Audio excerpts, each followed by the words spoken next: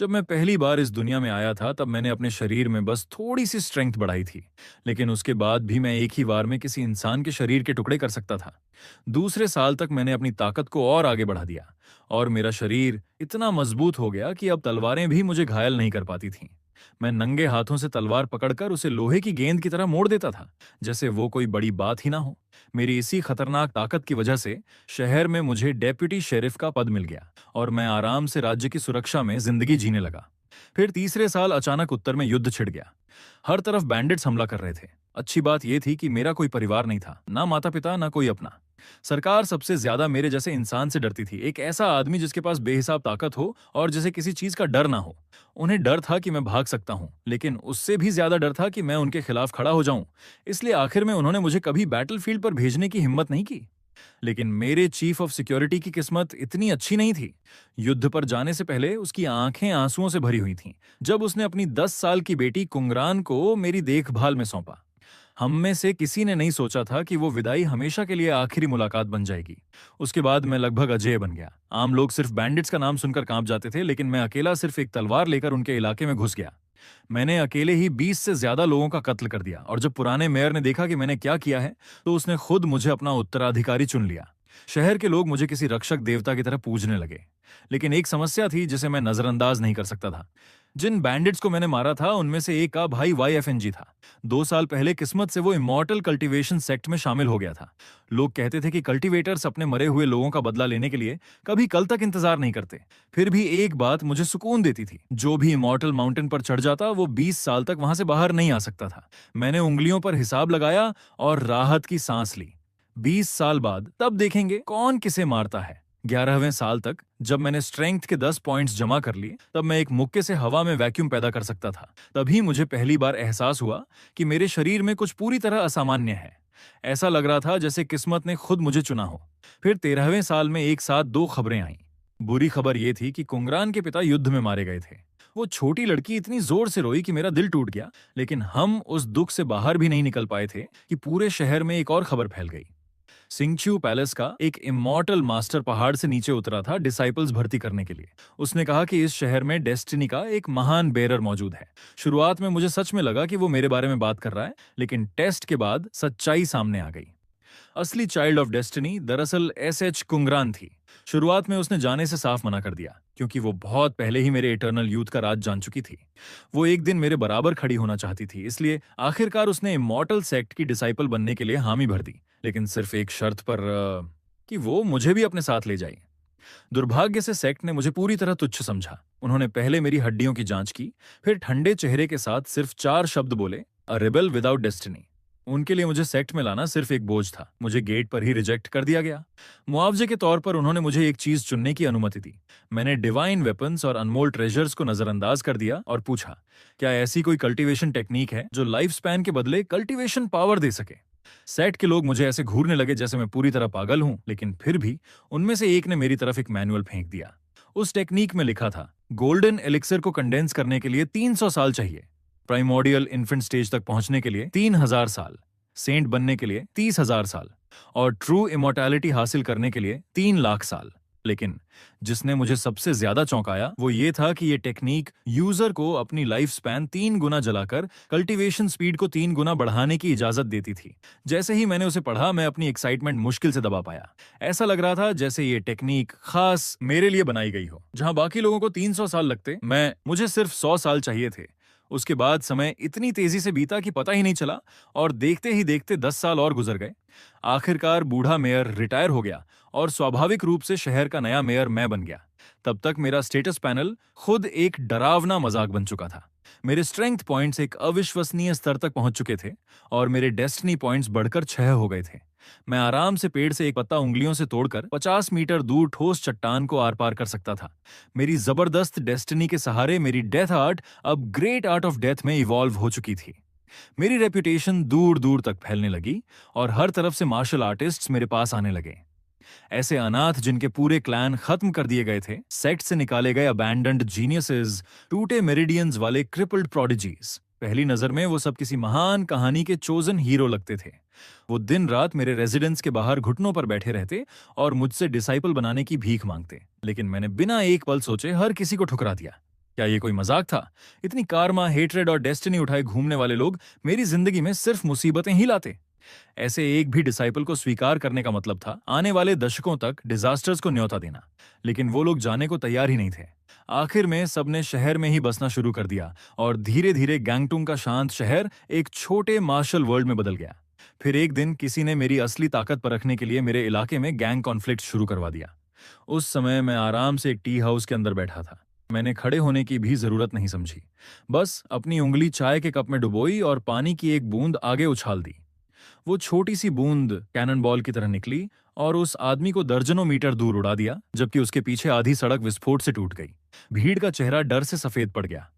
उस घटना के बाद सारी परेशानी तुरंत खत्म हो गई और बाद में माफिया लीडर खुद मेरे पास माफी मांगने आया। उसे डर था कि मैं ताकत का संतुलन बिगाड़ दूंगा और पूरे इलाके की व्यवस्था पलट दूंगा। लेकिन सच कहूं तो मुझे मॉर्टल अफेयर्स में कभी कोई दिलचस्पी नहीं थी। जब तक इमॉर्टल्स इस दुनिया में नहीं उतरते मैं हमेशा चुपचाप छिपकर रह सकता था। यही मेरा रास्ता था। लेकिन कुछ समय बाद इस दुनिया की शांति बनाए रखने वाली सील अचानक टूटने लगी और अंडरवर्ल्ड के डीमंस ने डमिंग किंगडम पर हमला कर दिया। खुद क्राउन प्रिंस और उसकी बड़ी बहन प्रिंसेस लिरुइन मेरे पास मदद मांगने आए। आखिरकार मैंने उनकी बात सुनने के लिए हामी भर दी और तभी पहली बार मुझे इस दुनिया की सच्चाई पता चली। ये जगह सिर्फ मॉर्टल रेल्म थी, जबकि असली कल्टीवेशन वर्ल्ड स्पिरिट रेल्म में मौजूद था। अगर स्पिरिट रेल्म के कल्टीवेटर्स जबरदस्ती मॉर्टल वर्ल्ड में उतरते तो खुद हेवन उन्हें सप्रेस कर देता था। इसी वजह से इमॉर्टल्स बहुत कम नीचे आते थे। जैसे ही मैंने ये सुना मुझे अचानक सब समझ आ गया और बहुत लंबे समय बाद मुझे सच्ची खुशी महसूस हुई। इसका मतलब था कि इस दुनिया में वास्तव में इतने ज्यादा ताकतवर लोग हैं ही नहीं। अगर मैं हजारों साल तक छिपा रहा तो देर सवेर में पूरी तरह इनविंसिबल बन जाऊंगा। और जहां तक अभी बाहर जाकर लड़ाई करने की बात थी, मैंने उसी समय फैसला कर लिया कि मैं भाग जाऊंगा। अगले ही पल मेरा शरीर हिला और मैं सीधे आसमान में गायब हो गया। युद्ध लड़ने की कीमत बिल्कुल अलग होती है और वो बहुत खतरनाक था। मैं किसी भी हालत में उसमें शामिल नहीं होने वाला था। लेकिन कुछ दिनों बाद अचानक पूरे शहर में सूखी और बुरी तरह विकृत लाशें मिलने लगीं। बिल्कुल यही घटना दशकों पहले भी हुई थी और मुझे याद था कि तब मंक यिन युन इसकी जांच करते हुए गायब हो गया था। आखिर में जो वापस लौटा वो सिर्फ उसकी लाश और एक सुसाइड लेटर था। उस चिट्ठी में उसने लिखा था कि असली कल्प्रिट जमीन के नीचे छिपा एक विशाल सरपेंट है जो इंसानों की लाइफ फोर्स को अब्सॉर्ब करके कल्टीवेशन कर रहा था और ड्रैगन बनने की कगार पर पहुंच चुका था। वो लेटर पढ़ने के बाद मैंने विलेजर्स की तरफ देखा और शांत आवाज में पूछा, क्या तुम लोगों ने माउंट पैन के ओल्ड डीमन की कहानी सुनी है? फिर मैं धीरे से खुद ही मुस्कुरा दिया। वो तथाकथित ओल्ड डीमन मैं ही था। उसी रात मैं अकेला पहाड़ की तरफ निकल गया। मेरे सामने सरपेंट की पूंछ जैसी दिखने वाली विशाल माउंटेन रेंज खड़ी थी। उस समय मेरी स्ट्रेंथ 25 पॉइंट्स तक पहुंच चुकी थी। मैंने धीरे से अपना दायां मुक्का उठाया और एक पंच मारा। अगले ही पल पहाड़ टूट गया, धरती कांप उठी और पूरी माउंटेन रेंज मेरे वार से चकनाचूर हो गई। टूटे पत्थरों के बीच कई दर्जन मीटर लंबा एक विशाल सरपेंट दर्द से तड़प रहा था। वो गुस्से से दहाड़ा, मुझे ड्रैगन बनने के लिए सिर्फ 100 और इंसान चाहिए थे। मेरी इमॉर्टैलिटी का रास्ता रोककर क्या तुम्हें हेवनली पनिशमेंट का डर नहीं है? मैंने शांत नजरों से उसे देखा और कहा, सॉरी, लेकिन मैं इस दुनिया का नहीं हूं। यह भी जरूरी नहीं कि तुम्हारा लोकल हेवन मुझ पर अधिकार रखता हो। फिर मैंने दूसरा मुक्का मारा और उसी जगह उस सरपेंट को खत्म कर दिया। हैरानी की बात यह थी कि 7 क्लाउड्स की मदद से मैं उसके शरीर से ड्रैगन एनर्जी का एक हिस्सा निकालने में सफल हो गया और मैंने लॉन्ग रेंज अटैक टेक्निक्स भी सीख ली। उस समय मैंने अंदाजा लगाया कि मेरी कॉम्बैट स्ट्रेंथ शायद फाउंडेशन एस्टैब्लिशमेंट के 8वें या 9वें स्टेज के करीब पहुंच चुकी थी। अगले दिन विलेजर्स ने देखा कि पूरा पहाड़ बिना किसी निशान के गायब हो चुका है। उन्हें तुरंत शक हो गया कि यह सब मैंने किया है और उन्होंने मुझे नया टाइटल दे दिया, ऑलमोस्ट इनविंसिबल। ऑलमोस्ट क्यों? क्योंकि उनमें से किसी ने मुझे किसी असली इमॉर्टल कल्टीवेटर से लड़ते हुए नहीं देखा था। फिर भी उस घटना के बाद काउंटलेस मार्शल आर्टिस्ट सिर्फ मुझे वर्शिप करने के लिए शहर में आने लगे। उन्हीं जांघू लोगों की वजह से आखिरकार शहर का नाम बदलकर लिटिल जांघू रख दिया गया। लेकिन सच कहूं तो अब इन सब चीजों से मेरा कोई लेना देना नहीं रह गया था। मैं अब ठीक से लोकी भी नहीं रह सकता था। कई दशकों की सिक्लूडेड कल्टीवेशन के बाद बाहर की दुनिया पूरी तरह बदल चुकी थी। ग्रेट चिन एम्पायर का नया एम्परर, मेरा छोटा भाई, सिंहासन पर बैठ चुका था और उसने किंगडम की डिफेंसिव लाइंस तोड़ दी थी। उसी समय लिटिल जांघू पर भी एक भयानक संकट मंडरा रहा था। 30 साल पहले वाई फेंग एक इमॉर्टल सेक्ट में शामिल हुआ था और अब नदी के उस पार 30 साल बिताने के बाद वो आखिरकार लौट आया था। आज का वाई फेंग अब कोई साधारण इंसान नहीं बल्कि इमॉर्टल सेक्ट का असली डिसाइपल बन चुका था। उसे पता चल गया था कि उसका भाई लिटिल जांघू में मारा गया था और वो यहाँ सिर्फ एक मकसद से आया था। रिवेंज। उसने अपनी ताकत से लिटिल जांगू के 4 महान मास्टर्स को डराकर यह पता लगा लिया कि शहर में अभी भी एक ऐसा इंसान मौजूद है जो इमॉर्टल्स की तरह पहाड़ तोड़ सकता है और नदियों का रास्ता बदल सकता है। वो मैं था। जैसे ही वाई फेंग ने ये अफवाहें सुनी, उसे तुरंत समझ आ गया कि उसके भाई का कातिल शायद मैं ही हूं।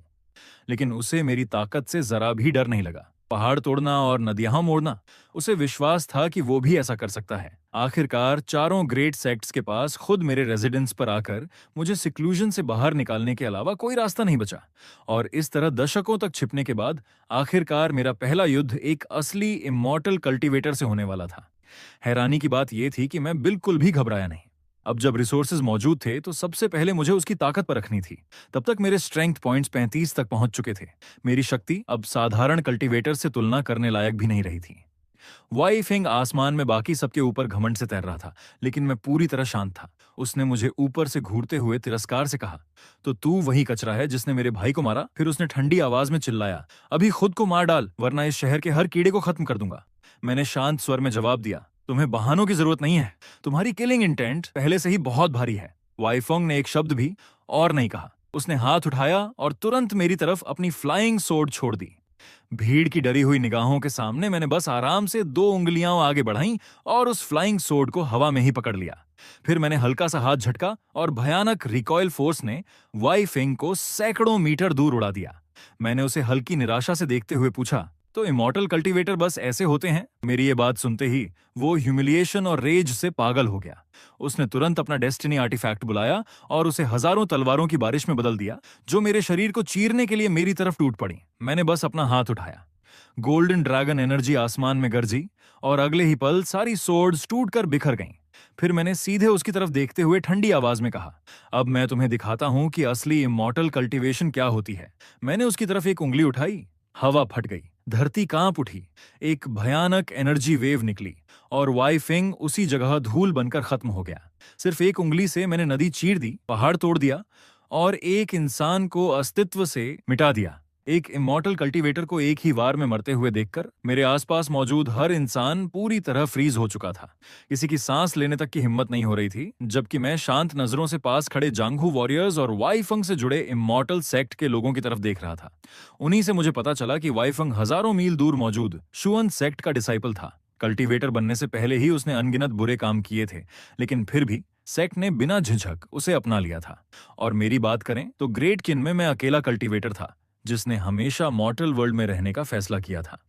अफवाहें कहती थीं कि एम्पायर का सबसे ताकतवर कल्टीवेटर लगभग 100 साल पहले क्लोज डोर डेथ कल्टीवेशन में चला गया था।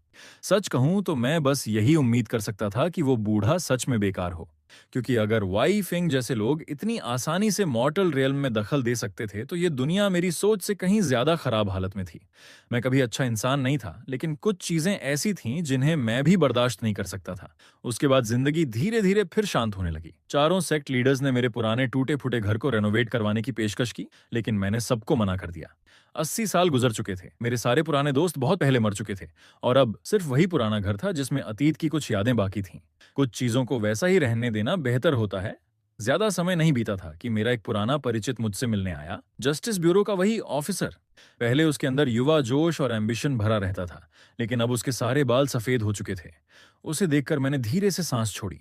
इतना लड़ने के बाद भी अभी तक सब खत्म नहीं हुआ। पुराना एम्परर मर चुका था और नया युवा रूलर सिंहासन पर बैठ गया था, जिससे पूरा इंपीरियल कोर्ट केओस में डूब गया था। पहली डिफेंसिव लाइन पहले ही टूट चुकी थी और अब सब कुछ एल्डेस्ट प्रिंसेस के ऊपर टिका था, जो खुद सेना की कमान संभालकर बड़ी मुश्किल से दूसरी डिफेंसिव लाइन को बचाए हुए थी। बूढ़े आदमी ने थकी हुई आंखों से मेरी तरफ देखा और बोला, मास्टर, ग्रेट चिन के पास अब कोई जनरल्स नहीं बचे। हम इमॉर्टल सेक्ट्स पर भी भरोसा नहीं कर सकते। इस वक्त सिर्फ आप ही ग्रेट चिन को बचा सकते हैं। मैंने हल्का सा भौहें सिकोड़ते हुए पूछा, एल्डेस्ट प्रिंसेस खुद सेना चला रही है, क्या ग्रेट चिन में अब कोई आदमी नहीं बचा? एक औरत को युद्ध में क्यों जाना पड़ रहा है? मैं उसे मना करने ही वाला था, लेकिन अचानक मेरी बात बीच में ही रुक गई। बूढ़े ने मेरे चेहरे की बेरुखी देखकर दांत भींचे और बोला, भले ही एल्डेस्ट प्रिंसेस एक महिला है, लेकिन उसके अंदर फाउंडिंग एम्परर की आत्मा है। उसने कहा है कि अगर ग्रेट चिन गिर गया तो इस दुनिया के लोग नॉर्दर्न एनिमीज के लिए सिर्फ लाइव स्टॉक बनकर रह जाएंगे। मास्टर, क्या आप भी इसी मॉर्टल वर्ल्ड से नहीं आए? क्या आप सच में ये सब होते देख सकते हैं? मैं कुछ देर चुप रहा। ग्रेट चिन का हर जनरल युद्ध में मर चुका था, लेकिन एक अकेली औरत अब भी जान लगाकर मोर्चा संभाले हुए थी। सच कहूं तो ये वाकई थोड़ा शर्मनाक था। बूढ़े ने तुरंत कहा, अगर मास्टर मदद करने को तैयार हो जाए तो ये युद्ध निश्चित रूप से शांत हो जाएगा। मैंने झुंझलाकर हाथ हिलाया और कहा, बस करो, इतनी खुशामद मत करो। बैटलफील्ड कहाँ है? बूढ़ा जल्दी से बोला, हैंगिया पास, यहाँ से 3000 एली दूर। मैंने चुपचाप अपनी स्ट्रॉ हैट पहन ली। 3000 लाई, वो अभी कम से कम सुरक्षित लौट आई है। कहना ही चाहता था कि अचानक कमरे के अंदर भयानक तूफानी हवा फट पड़ी। हवा इतनी तेज थी कि बूढ़ा अपनी आंखें तक नहीं खोल पा रहा था। जब उसने दोबारा देखा, मैं पहले ही गायब हो चुका था। उसके पैरों के नीचे नीले पत्थर की जमीन में सिर्फ 2 गहरे फुटप्रिंट्स बचे थे। उसी समय 3000 एली दूर हंग्या पास के बैटलफील्ड पर डूबता हुआ सूरज पूरे आसमान को खून जैसा लाल बना रहा था। ग्रेट चिन का आखिरी डिफेंसिव फोर्ट्रेस टूटने की कगार पर था। दीवारों पर लाशें बिखरी थीं और फटे हुए ड्रैगन बैनर के नीचे एल्डेस्ट प्रिंसेस लियू रुयांग खड़ी थीं। उसकी सिल्वर आर्मर पूरी तरह खून से लाल हो चुकी थी और वो टूटी हुई तलवार का सहारा लेकर भारी सांसें ले रही थी। वो अपनी जान देकर ग्रेट चिन की आखिरी डिग्निटी बचा रही थी। पास के बाहर काले बादल शहर के ऊपर छाए हुए थे और लाखों नॉर्दर्न सोल्जर्स हमला किए बिना इंतजार कर रहे थे। वजह बहुत सीधी थी। उनके ऊपर आसमान में सफेद रोब्स पहने एक बूढ़ा आदमी तैर रहा था। वो एक विशाल सफेद बोन आर्टिफैक्ट पर खड़ा था और उसके हाथ में 10,000 सोल्स बैनर था जिसमें अनगिनत चीखती हुई आत्माएं भरी थीं। उसने नीचे लियू रुयांग की तरफ घूरते हुए ठंडी हंसी के साथ कहा, छोटी सुंदरी, ये सर्वेंट श्यू सेक्ट का एल्डर है। मैं देख सकता हूं कि तुम्हारे स्पिरिचुअल रूट्स काफी अच्छे हैं। अगर तुम आज्ञाकारी होकर मेरी डिसाइपल बन जाओ तो शायद मैं ग्रेट चिन इंपीरियल फैमिली के खून की एक बूंद बचा दूं, वरना आज इस पूरे शहर का नरसंहार कर दूंगा और तुम सबकी आत्माओं को रिफाइन कर दूंगा। लियू रुयांग ने दांत भींच कर जवाब दिया, ग्रेट चिन में सिर्फ युद्ध में मरने वाली प्रिंसेसेस होती हैं। यहाँ सरेंडर करने वाले रॉयल्स नहीं होते। आज मैं तुम्हारे जैसे इविल सॉर्सरर के आगे कभी सिर नहीं झुकाऊंगी। सफेद रोब्स वाला एल्डर ठंडे स्वर में हंसा और उसने 10,000 सोल्स बैनर लहराया। अगले ही पल बैटलफील्ड पर भयानक गोस्ट विंड गरजने लगी और अनगिनत काली आत्माएं मिलकर एक विशाल स्पेक्ट्रल हैंड में बदल गईं, जो सीधे शहर की दीवारों पर टूट पड़ी। इस अटैक का नाम था underworld spectral palm, advanced foundation establishment realm के कल्टीवेटर का फुल पावर स्ट्राइक। ऐसी ताकत के सामने मॉर्टल आर्मीज पल भर में खून और मांस में बदल जाती। लियू रुयांग ने निराशा में धीरे से आंखें बंद कर लीं। उसने कभी नहीं सोचा था कि किंगडम के गेट की रक्षा करते समय कोई मॉर्टल कल्टीवेटर खुद मॉर्टल अफेयर्स में दखल देने आ जाएगा। क्या सच में यही अंत था? लेकिन उसी निर्णायक पल अचानक आसमान विस्फोट जैसी आवाज के साथ फट गया। हर इंसान ने इंस्टिंक्टिवली ऊपर देखा और एक साइन लाइट को आसमान से उल्का की तरह गिरते हुए देखा। अगले ही पल वो साइन लाइट हवा में सीधे उस विशाल स्पेक्ट्रल हैंड से टकराई। उसमें कोई सोफिस्टिकेटेड टेक्निक नहीं थी, सिर्फ शुद्ध और बेरहम किनेटिक फोर्स थी। पूरा अंडरवर्ल्ड स्पेक्ट्रल पाल्म ऐसे टूट गया जैसे लोहे के हथौड़े से टोफू को कुचल दिया गया हो। वो काले धुएं में फटकर गायब हो गया, लेकिन साइन लाइट रुकी नहीं। वो सीधे शहर की दीवारों के सामने वाले स्क्वायर में आ गिरी। जमीन भयंकर तरीके से कांप उठी, जैसे मैग्नीट्यूड 10 अर्थक्वेक आया हो। शॉक वेव ने काउंटलेस नॉर्दर्न कैवलरी सोल्जर्स और घोड़ों को हवा में उड़ा दिया। कुछ पल के लिए पूरा बैटलफील्ड खामोश हो गया। चाहे नॉर्दर्न आर्मी हो या दीवारों पर खड़े डिफेंडर्स, हर कोई मुझे सदमे में घूर रहा था। धीरे धीरे धूल साफ हुई और बीच में बने विशाल क्रेटर के अंदर मैं आराम से खड़ा दिखाई दिया। मैंने अपनी रोब से धूल झाड़ी, स्ट्रॉ हैट ठीक की और खुद से बड़बड़ाया, रास्ता थोड़ा ज्यादा दूर था, लैंडिंग ठीक से कंट्रोल नहीं कर पाया।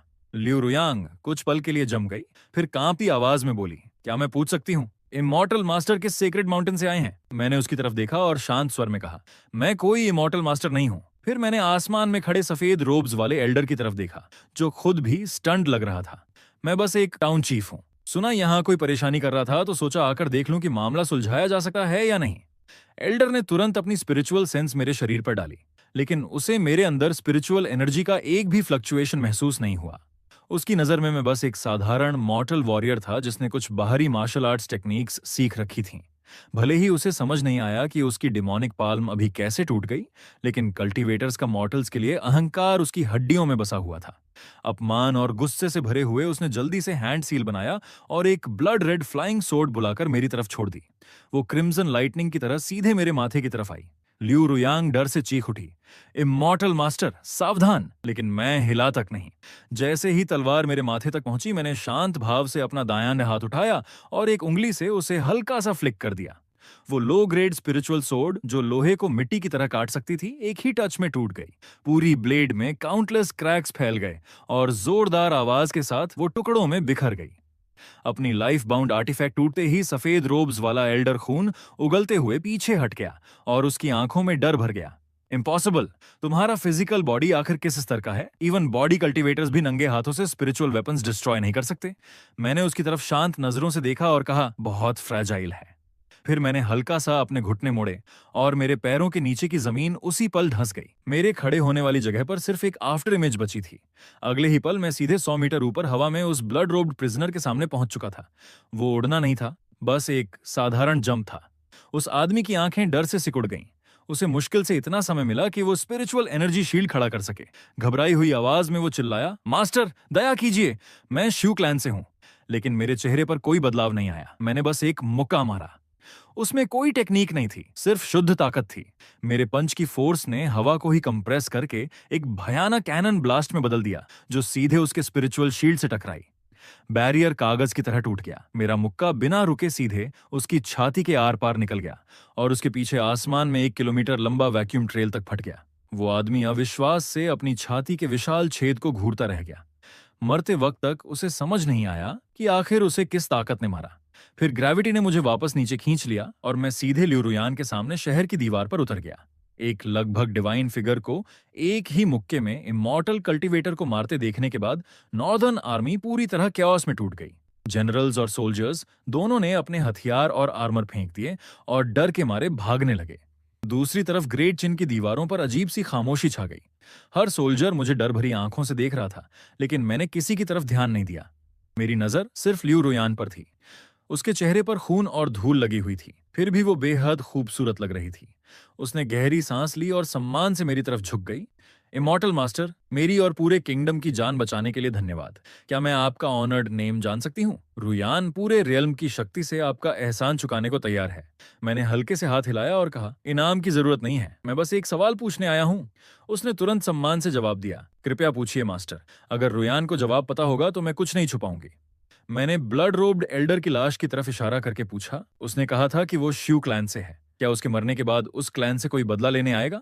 लियो रुयान ने समझाया, श्यू क्लैन बाउंड्री रेल्म की उत्तरी सीमा पर मौजूद जंगियन माउंटेन रेंज में रहता है। बाउंड्री रेल्म और मॉर्टल रेल्म के बीच रिस्ट्रिक्शंस हैं। अगर वहां के कल्टीवेटर्स जबरदस्ती नीचे भी उतरें तो उनकी शक्ति काफी सप्रेस हो जाती है। फिर वो थोड़ी देर रुकी और सावधानी से पूछने लगी, क्या मास्टर को श्यू क्लैन के रिटेलिएशन का डर है? मैंने ईमानदारी से सिर हिलाया और राहत की सांस छोड़ी।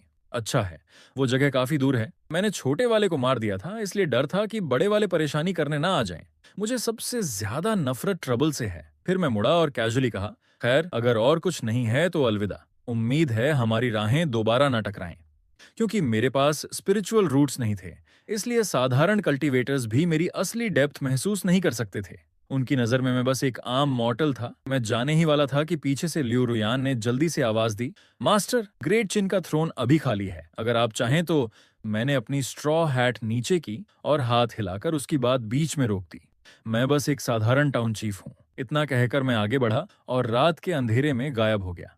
जब मैं वापस गंटान टाउन लौटा तो जिंदगी ऐसे चलती रही जैसे कुछ हुआ ही ना हो। उस समय इस दुनिया में मेरा 85वां साल चल रहा था। मेरी स्ट्रेंथ 40 पॉइंट्स तक पहुंच चुकी थी, लेकिन मैंने एक समस्या नोटिस करनी शुरू कर दी। सिर्फ स्ट्रेंथ बढ़ाने से बॉटल नेक बनने लगा था। मेरा फिजिकल बॉडी अब इतनी भयानक ताकत को मुश्किल से संभाल पा रहा था, इसलिए मैंने तय किया कि अगले साल से कॉन्स्टिट्यूशन बढ़ाना शुरू करूंगा। 90वें साल तक लियो रुयान ग्रेट चिन की एम्प्रेस बन चुकी थी। वो मेहनत से राज कर रही थी और एम्पायर के चारों दिशाओं को शांत कर चुकी थी। इंपीरियल पैलेस के अंदर उसने एक ब्लैंक स्टोन मॉन्यूमेंट बनवाया। हर महीने की पहली और 15वीं तारीख को वो खुद वहां जाकर सम्मान प्रकट करती थी। बहुत कम लोग जानते थे कि वो किसी का इंतजार कर रही थी। दूसरी तरफ मैं शहर के पास छोटे पॉन्ड के किनारे बैठकर फिशिंग में दिन बिताता था। उन 10 सालों में मैंने कॉन्स्टिट्यूशन और वाइटैलिटी में 5 पॉइंट्स जोड़ दिए। मेरा शरीर अब टॉप ग्रेड स्पिरिचुअल एनर्जी जितना कठोर हो चुका था। अब अगर कोई गोल्डन कोर कल्टीवेटर मुझ पर सीधे हमला भी करे तो शायद वो सिर्फ मेरी स्किन को स्क्रैच ही कर पाए। फिर 95वें साल में मुझे गलती से एक जांघू मार्शल आर्टिस्ट से फ्रैगमेंटेड मैप मिला। उस मैप में स्पिरिट रेल्म जाने वाले टेलीपोर्टेशन पोर्टल की लोकेशन मार्क्ड थी। मैंने उसे एक बार देखा और कैजुअली एक किताब में दबाकर टेढ़ी टेबल को सीधा करने के लिए इस्तेमाल कर लिया। स्पिरिट रेल्म जाना, क्या मजाक था। वहां golden core cultivators stray dogs जितने आम थे और नासेंट सोल एक्सपर्ट्स सड़कों पर घूमते थे। यहाँ मॉर्टल वर्ल्ड में मैं आराम से शहर के किनारे एक इनविंसिबल एंसेस्टर की तरह रह सकता था, लेकिन स्पिरिट रेल्म में शायद मैं किसी ऐसी चींटी बन जाता जिसे कोई भी उंगली से कुचल दे। फिर मैं वहां जाने की सोचता भी क्यों। मुझे खुद एहसास नहीं था कि अब सिर्फ मेरा फिजिकल बॉडी ही नासेंट सोल कल्टीवेटर को सप्रेस करने के लिए काफी था। 100वें साल तक गंटान टाउन के पुराने लोग धीरे धीरे एक एक करके मरने लगे। मैं शहर का सबसे बूढ़ा इंसान बन चुका था, लेकिन मेरा चेहरा अब भी 20 साल के युवक जैसा दिखता था। लोगों को डराने से बचने के लिए मैंने डिस्गाइज टेक्निक्स इस्तेमाल करके नकली मूछें लगा लीं और खुद को मिडिल एज्ड आदमी की तरह दिखाने लगा।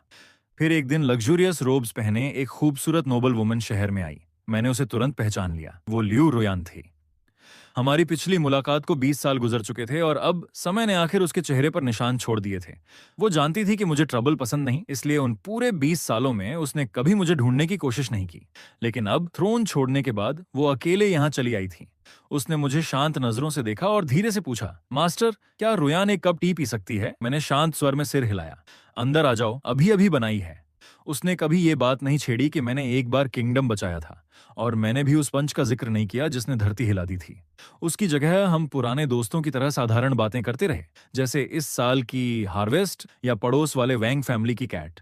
उस पल वो इम्प्रेस नहीं थी जिसने एक युग पर राज किया था, और मैं भी कोई हिडन एक्सपर्ट होने का नाटक नहीं कर रहा था। हम बस दो लोग थे जिनकी राहें इस मॉर्टल वर्ल्ड में थोड़ी देर के लिए मिली थीं। आखिरकार लियू रुयान हमेशा के लिए गंटान टाउन में बस गई। उसने मेरे घर के बगल में एक छोटा कोर्टयार्ड खरीद लिया। हर दिन वो फूल और पौधे उगाती और कभी कभी मेरे साथ चाय पीने आ जाती। उसने कभी मेरी कल्टीवेशन के बारे में नहीं पूछा, और बिना बोले हुई सहमति की तरह मैंने भी पैलेस वाले दिन का जिक्र कभी नहीं किया। टाउन्स पीपल अक्सर कहते थे कि पुराने मेयर के सूखे आयरन ट्री में आखिर फूल खिल ही गया, और अब वो अपनी बाकी जिंदगी किसी के साथ बिताएगा। जब भी मैं ये बातें सुनता बस मुस्कुरा देता, क्योंकि मैं जानता था कि एक मॉर्टल की बाकी जिंदगी बहुत छोटी होती है। 115वें साल तक मेरी स्ट्रेंथ 50 पॉइंट्स तक पहुंच चुकी थी, जबकि कॉन्स्टिट्यूशन 20 पॉइंट्स हो गया था। मेरे फिजिकल बॉडी की डेंसिटी अब डरावनी हो चुकी थी। अब तो चलने के लिए भी मुझे अपनी ताकत को ध्यान से कंट्रोल करना पड़ता था। फिर एक दिन भारी बर्फबारी वाली सर्दी आई। उस दिन पड़ोस का कोर्टयार्ड असामान्य रूप से शांत था। मैंने धीरे से दरवाजा खोला और देखा कि लियू रुयान रॉकिंग चेयर पर लेटी हुई थी। उसके बाल पूरी तरह चांदी जैसे सफेद हो चुके थे, और उसके शरीर पर मोटा फॉक्स फर लिपटा था, वही फर जो उसने हमारी पहली मुलाकात में पहना था। अब वो भी समय के साथ पुराना पड़ चुका था। उसने शांत आंखों से मेरी तरफ देखा। उसकी धुंधली आंखों में शर्म और संतोष की हल्की झलक थी, जैसे वो फिर से एक जवान लड़की बन गई हो। मास्टर, मैं 15 साल से आपकी चाय पी रही हूं। अब रुयन को कोई पछतावा नहीं है। कांपते हाथों से उसने अपनी रोब से एक गर्म जेड टोकन निकाला। ये चिन इंपीरियल फैमिली की सबसे बड़ी सीक्रेट मेडिसिन है। उस समय मैंने सिर्फ ग्रेट चिन के लिए किंगडम के गेट्स की रक्षा नहीं की थी। मैंने ये इसलिए भी किया क्योंकि मुझे पता था कि आपको ट्रबल से नफरत है। जब तक ग्रेट चिन मौजूद था, वो अज्ञानी लोग कभी गंटान को परेशान करने की हिम्मत नहीं करते। उसकी सांसें धीरे धीरे कमजोर होने लगीं। आज मुझे जाना होगा।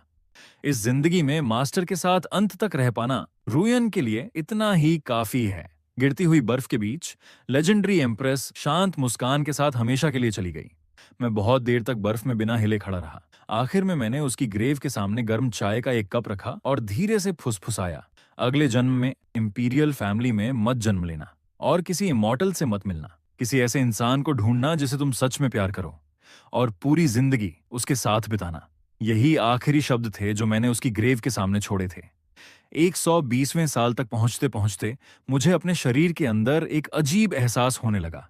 वो डर नहीं था, बल्कि कुछ और था। ऐसा लग रहा था जैसे ये दुनिया खुद मेरे अस्तित्व को रिजेक्ट करने लगी हो।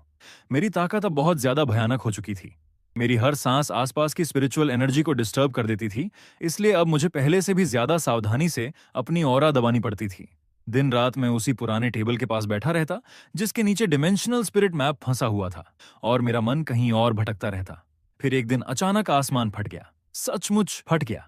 कियांटान टाउन के ऊपर का पूरा आकाश टूटे हुए शीशे की तरह क्रैक हो गया, और उसके बीच एक विशाल काला वॉर्टेक्स बन गया। उसी समय मुझे महसूस हुआ कि इस दुनिया का रिजेक्शन और भी मजबूत होता जा रहा है।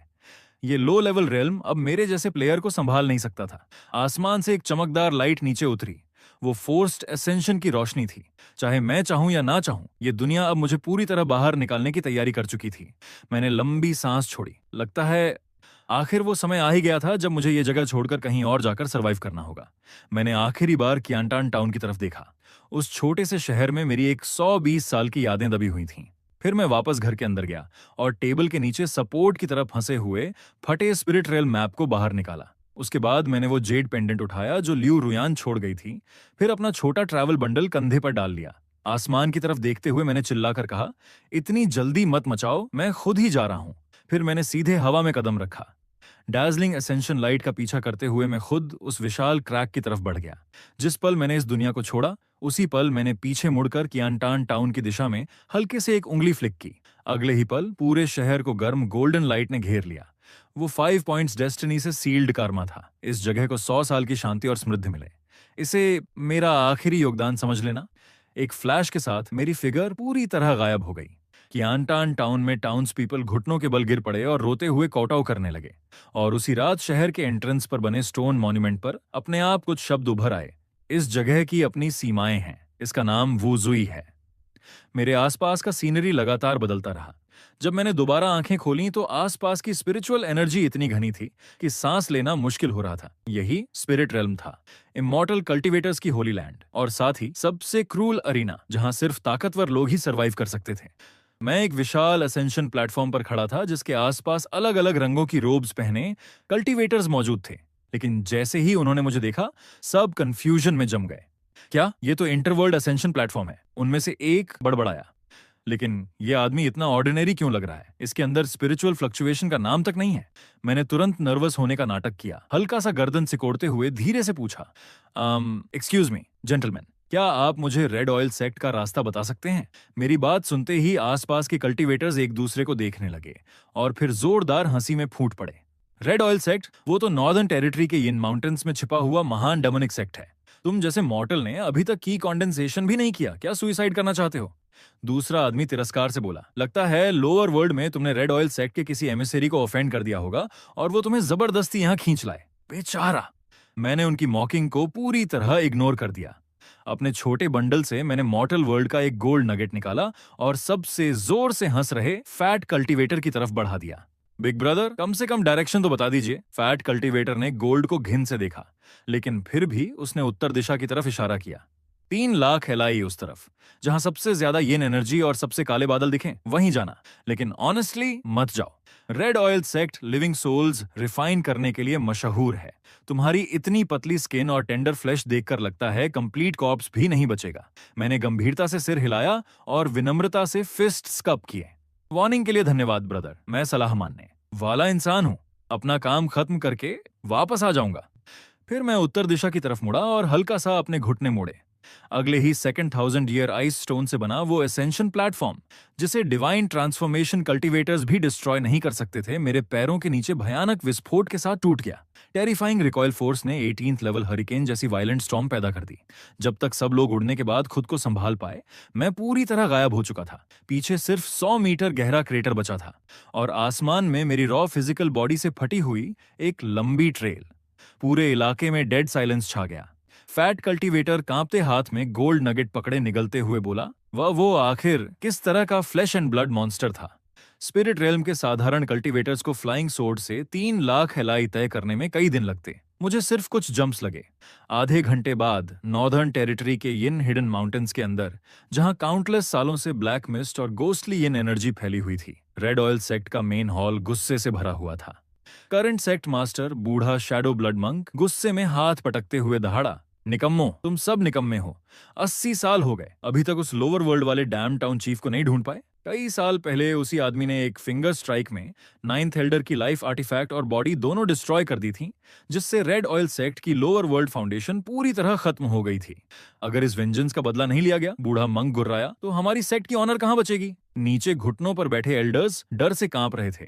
आखिर ग्रेट एल्डर ने हिम्मत जुटाकर कहा, सेक्ट मास्टर, उस आदमी ने लोअर वर्ल्ड को बहुत हेविली सप्रेस कर रखा था। फाउंडेशन एस्टैब्लिशमेंट से ऊपर भेजे गए डिसाइपल्स हेवनली लाइटनिंग से मारे गए। हम उसका ट्रेस ही नहीं कर पाए। शैडो ब्लड मंक का चेहरा और काला पड़ता गया। उसका गुस्सा फटने ही वाला था, लेकिन तभी ओवरवेलमिंग डिस्ट्रक्टिव फोर्स से भरी डार्जलिंग सियान लाइट आसमान से सीधे मेन हॉल के सामने व्हाइट जेड प्लाजा पर आ गिरी। पूरा यिन हिडन माउंटेन रेंज भयंकर तरीके से कांप उठा। शॉकवेव से काउंटलेस पैलेसेस और पेविलियंस ढह गए और हर तरफ चीखें गूंजने लगीं। मरने और घायल होने वालों की गिनती तक नहीं थी। हॉरर से भरा सेक्ट मास्टर शूमिंग तुरंत सारे एल्डर्स को लेकर बाहर भागा। प्लाजा के बीचों बीच एक विशाल क्रेटर बन चुका था। डस्ट क्लाउड के अंदर एक युवा आदमी खड़ा था जिसने पुरानी स्ट्रॉ हैट और काउंटलेस सालों से धुलते धुलते फीकी पड़ चुकी रोब पहन रखी थी। मैंने शांत भाव से अपने कपड़ों से धूल झाड़ी। शूमिंग का चेहरा शौक से जम गया। मेरे शरीर से स्पिरिचुअल फ्लक्चुएशंस का नाम तक नहीं था। कोई मॉर्टल ऐसा कैसे कर सकता था? आखिर मैं था कौन और रेड ऑयल सेक्ट के गेट तक क्यों आया था? मैंने धीरे से अपनी स्ट्रॉ हैट ठीक की, सिर उठाया और भीड़ पर नजर डाली। मैं गंटान का टाउन चीफ हूं। मेरे ये शब्द निकलते ही पूरा इलाका खामोश हो गया। जूमिंग की आंखें तुरंत फैल गईं। तो तुम वही लोअर वर्ल्ड वाला बॉडी कल्टीवेटिंग बार्बेरियन हो? मैंने शांत स्वर में सिर हिलाया। सुना है तुम लोग मुझे 80 साल से ढूंढ रहे थे। फिर मैंने हल्की सांस छोड़ी।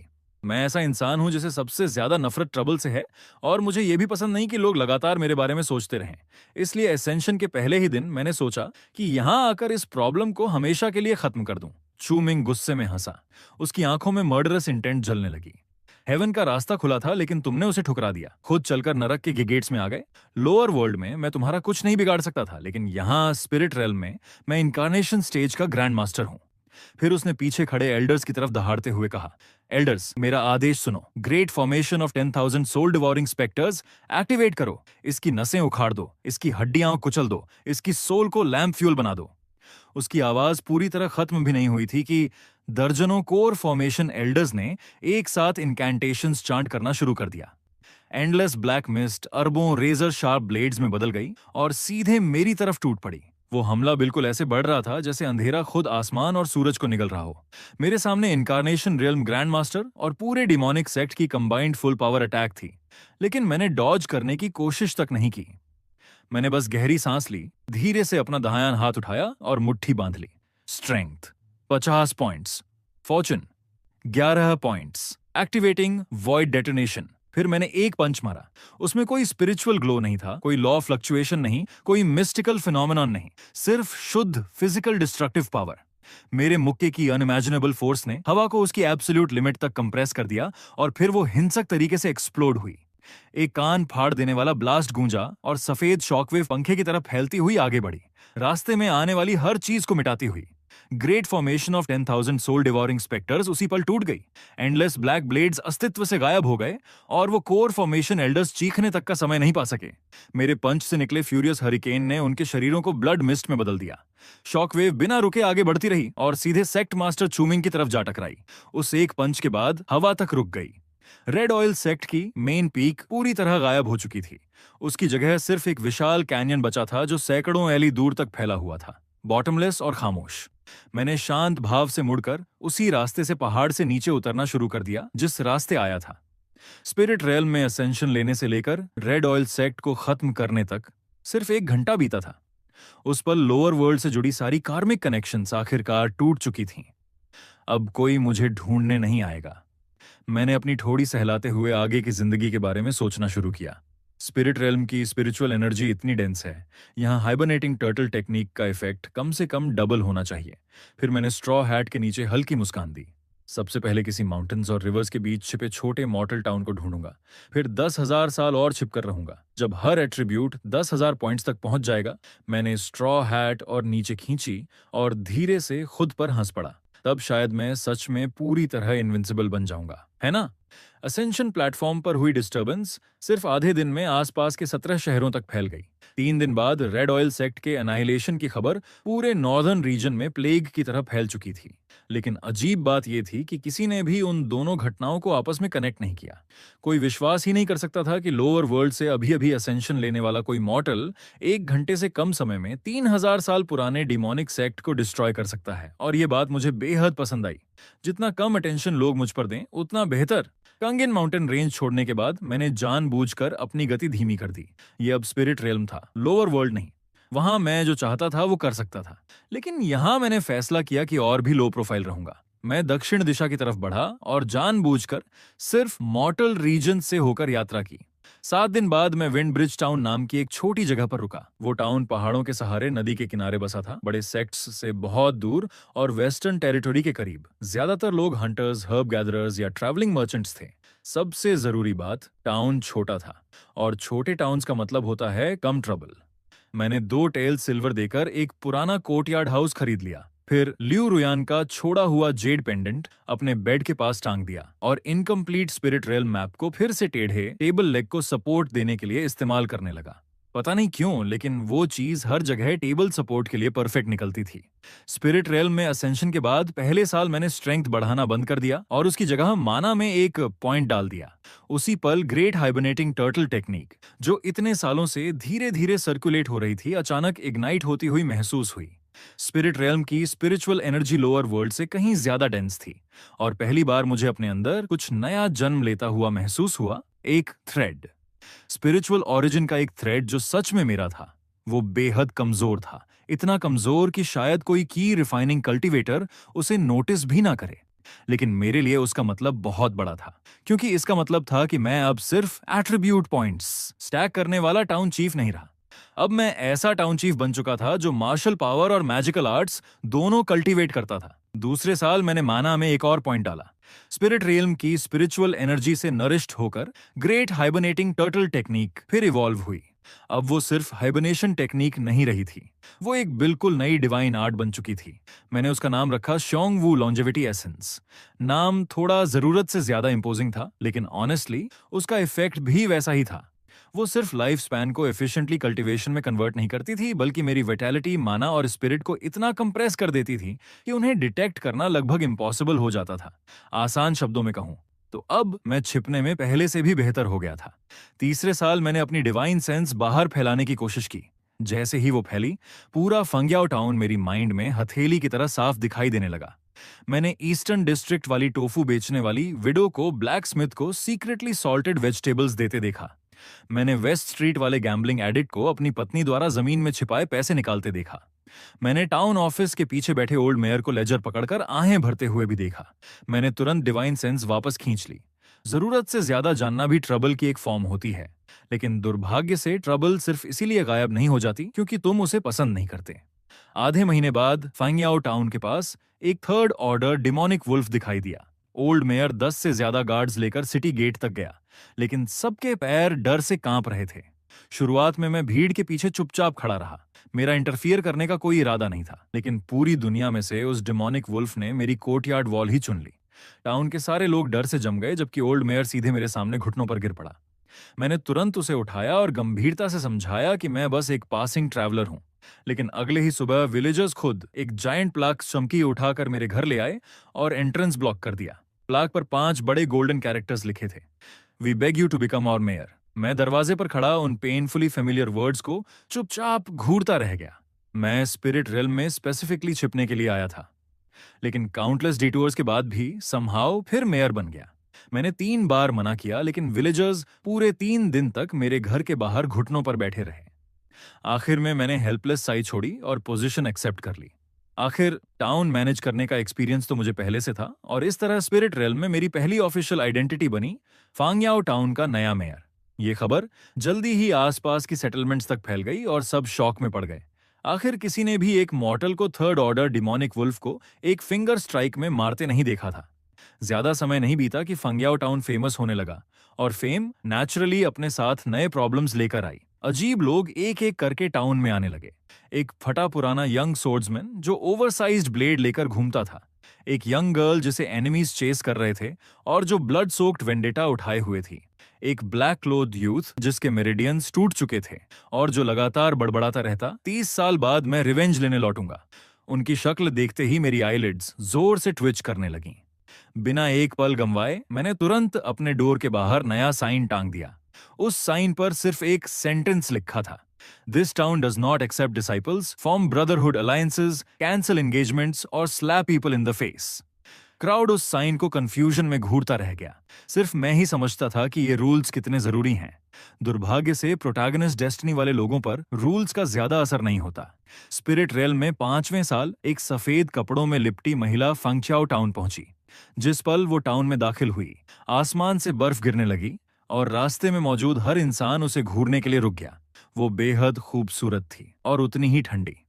उसके पीछे गार्ड्स और प्रोटेक्टर्स का एक अजीब ग्रुप चल रहा था, जिनकी ऑरा बेहद टेरिफाइंग थी। स्वांगजाओ पैलेस की सेंटेस शू चिंगरन। जैसे ही मैंने कोर्टयार्ड में बैठकर डॉक्यूमेंट्स रिव्यू करते हुए ये नाम सुना, मेरी ब्रश की नोक अचानक रुक गई। थोड़ी देर बाद कोर्टयार्ड डोर पर हल्की दस्तक हुई। बाहर से एक आवाज आई जो एक साथ फेमिलियर भी थी और डिस्टेंट भी। मास्टर, क्या चिंगरान एक कप टी मांग सकती है? मैं काफी देर तक बिना हिले बैठा रहा, फिर आखिरकार उठकर दरवाजा खोला। शू चिंगरान बिल्कुल वैसी ही खड़ी थी जैसी मुझे याद थी। उसका चेहरा ज्यादा नहीं बदला था, लेकिन उसकी आंखें पहले से कहीं ज्यादा गहरी हो चुकी थीं। जैसे ही उसने मुझे देखा, उसकी आंखें हल्की लाल हो गईं। मैंने आपको 100 साल से ज्यादा ढूंढा। मैंने शांत नजरों से उसे देखा, फिर उसके पीछे खड़े प्रोटेक्टर्स की तरफ नजर घुमाई। अगर मुझसे मिलने आई थी तो इतने लोग साथ क्यों लाई? शू चिंगरान ने हल्का सा नजरें झुकाई और धीमी आवाज में बोली, मैंने इन्हें नहीं चुना, ये लोग खुद पीछे आने पर अड़े हुए हैं। उसकी बात सुनते ही मुझे सब समझ आ गया। ट्रबल फिर से आ चुका था। मैंने उसे कोर्टयार्ड के अंदर बुला लिया, लेकिन जैसे ही उसके प्रोटेक्टर्स अंदर आने की कोशिश करने लगे, मैंने बस उन्हें एक बार देखा। भारी आवाज के साथ कोर्टयार्ड गेट अपने आप बंद हो गया। उनके चेहरे तुरंत बदल गए, क्योंकि उन्हें एक डरावनी बात समझ आ चुकी थी। अब उनमें से किसी में भी वो दरवाजा खोलने की हिम्मत नहीं बची थी। कोर्टयार्ड के अंदर शू चिंगरान स्टोन टेबल के पास चुपचाप बैठ गई और मुझे खामोशी से टी बनाते देखती रही। उसने नहीं पूछा कि मैंने इतने साल कैसे बिताए, और मैंने भी नहीं पूछा कि वो मॉर्टल वर्ल्ड से स्पिरिट रेल्म तक कैसे पहुंची। हम दोनों जानते थे कि वो 100 साल आसान नहीं रहे होंगे। टी तैयार होने के बाद शू चिंगरान ने धीरे से कप उठाया और हल्की आवाज में बोली, मास्टर अब भी पहले जैसे ही हैं। मैंने हल्का सा सिर हिलाया। नहीं, मैं बदल गया हूं। पहले मुझे सिर्फ मॉर्टल वर्ल्ड के ट्रबल से डर लगता था, अब स्पिरिट रेल्म के ट्रबल से भी डर लगने लगा है। शू चिंगरान खुद को रोक नहीं पाई और धीरे से हंस दी। एक पल के लिए उसकी मुस्कान बिल्कुल उस 10 साल की लड़की जैसी लगी जो कभी मेरी स्लीव पकड़कर रोती थी। लेकिन वो मुस्कान जल्दी ही गायब हो गई और उसकी जगह थकान ने ले ली। आखिरकार उसने धीमी आवाज में कहा, मास्टर, मैं आपकी मदद मांगने आई हूं।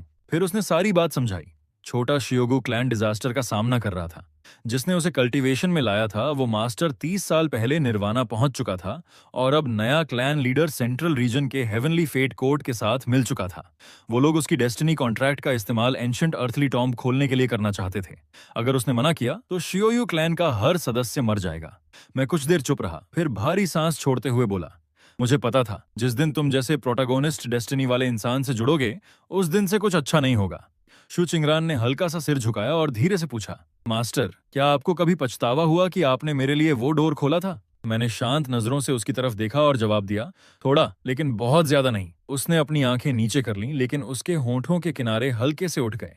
वो समझ गई थी कि उन शब्दों का असली मतलब क्या था। सच तो ये था, मुझे बिल्कुल पछतावा नहीं था। तभी कोर्टयार्ड के बाहर से अचानक ठंडी आवाज गूंजी, यंग लेडी, क्लैन लीडर आपको तुरंत वापस बुलाते हैं। अगर आप इस अननोन मॉर्टल के साथ जुड़ी रहीं, तो हमारी निर्दयता के लिए हमें दोष मत दीजिए। मैंने कोर्टयार्ड गेट की तरफ देखा और आह भरी। टी अभी खत्म भी नहीं हुई और इन्हें जल्दी मच गई। इन लोगों को सच में कभी रुकना नहीं आता। मैंने शांत भाव से अपना कप नीचे रखा। जैसा सोचा था, जहां वो जाएगी ट्रबल ज्यादा दूर नहीं रहेगा। और सच में तीसरे दिन दोपहर को पवेलियन ऑफ फेट के लोग आ गए। उनका लीडर काले कपड़ों में मिडिल एज्ड आदमी था, जिसका नाम वूफे था। स्वांग क्लैन के रेकलेस एल्डर्स के विपरीत उसने आते ही अटैक नहीं किया। वो साफ तौर पर ज्यादा कॉशियस था। टाउन से 3 एली दूर खड़े होकर उसने सम्मान से फिस्ट्स कप किए और आवाज लगाई, मैं पवेलियन ऑफ फेट का स्ट्यूअर्ड वूफे हूं। पवेलियन मास्टर के आदेश से फेलो कल्टीवेटर वूचोंग को डिस्कशन के लिए इनवाइट करने आया हूं। मैंने आलस भरी आवाज में जवाब दिया, मुझे डिस्कशंस पसंद नहीं। वूफे ने हल्का सा आंखें सिकोड़कर कहा, फेलो कल्टीवेटर, क्या आपको पता है कि शू चिंगरान एंशिएंट मिस्टीरियस रेल्म खोलने वाली डेस्टिनी कॉन्ट्रैक्ट की कैरियर है? मैंने शांत स्वर में कहा, वो उसका कॉन्ट्रैक्ट है, मेरा नहीं। वूफाई का चेहरा काला पड़ गया। तो fellow cultivator pavilion of fate का एनिमी बनने का इरादा रखता है? मैंने हल्की सांस छोड़ी। शुरुआत में ऐसा इरादा नहीं था, लेकिन जब तुम खुद मेरे दरवाजे के बाहर खड़े होकर ऐसी बातें कहने लगे, तो अब शायद हाँ। टाउन के बाहर खामोशी छा गई। साफ था कि वूफे ने इतनी सीधी बात की उम्मीद नहीं की थी। काफी देर बाद वो अचानक ठंडी हंसी हंसा, एरोगेंट, मेरा पेविलियन ऑफ फेट 70,000 सालों से सेंट्रल रीजन में खड़ा है। हमारे पास हार्मोनाइजेशन और ग्रेट परफेक्शन के दर्जनों एक्सपर्ट्स हैं। तुम्हारे पास थोड़ी टैलेंट हो सकती है, लेकिन क्या तुम सच में फेट का विरोध कर सकते हो? उसकी बात सुनकर मैंने धीरे से आसमान की तरफ देखा। बहुत समय पहले मर्टल वर्ल्ड में भी किसी ने मुझसे कुछ ऐसा ही कहा था। फिर मैंने शांत नजरों से उसकी तरफ देखा। बाद में वो सब मर गए। वो फेई के चेहरे की मुस्कान धीरे धीरे गायब हो गई। अगले ही पल उसकी स्लीव से 3 bronze and bone destiny arrows निकले और फैलकर एक विशाल फॉर्मेशन डायग्राम में बदल गए, जिसने पूरे टाउन को ढक लिया। हेवनली मैकेनिज्म्स फॉर्मेशन में घूमने लगे और काउंटलेस डेस्टिनी थ्रेड्स आपस में इंटरट्वाइन हो गए। ये पवेलियन ऑफ फेट की एग्जीक्यूशन आर्ट थी, एक डरावनी टेक्निक जो डेस्टिनी कॉन्ट्रैक्ट्स छीनकर लोगों की जिंदगी रीराइट कर सकती थी। विंड ब्रिज टाउन का आसमान तुरंत अंधेरा हो गया, यहां तक कि शू छिंगरान का चेहरा भी बदल गया, क्योंकि उसकी सोल जबरदस्ती बाहर खींची जा रही थी। वो मेरे पास खड़ी होकर नर्वस आवाज में बोली, मास्टर सावधान रहिए, ये असली डेस्टिनी आर्ट है। मैंने शांत भाव से सिर हिलाया, फिर धीरे धीरे हाथ बढ़ाया और हवा में तैरते डेस्टिनी थ्रेड में से एक को सीधे पकड़ लिया। वूफे की प्यूपिल्स डर से सिकुड़ गईं।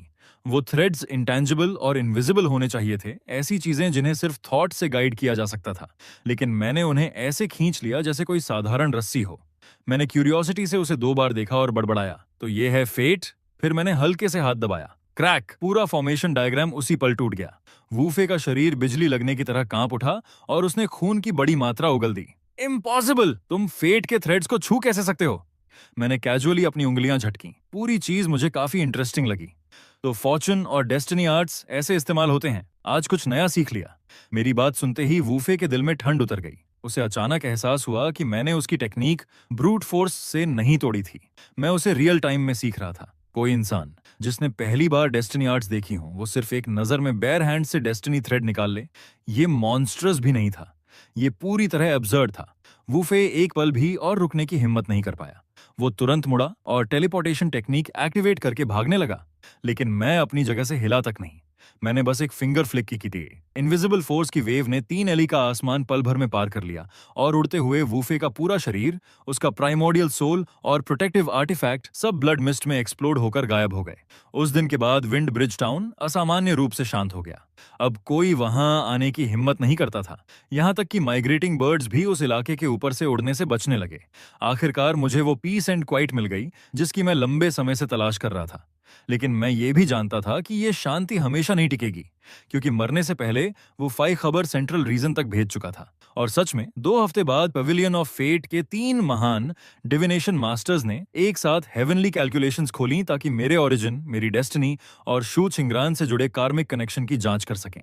रिजल्ट डिजास्ट्रस था। पहला ग्रैंड मास्टर तुरंत कंप्लीट एम्प्टीनेस से टकराया और उसकी 7 ऑरिफिसेस से खून बहने लगा।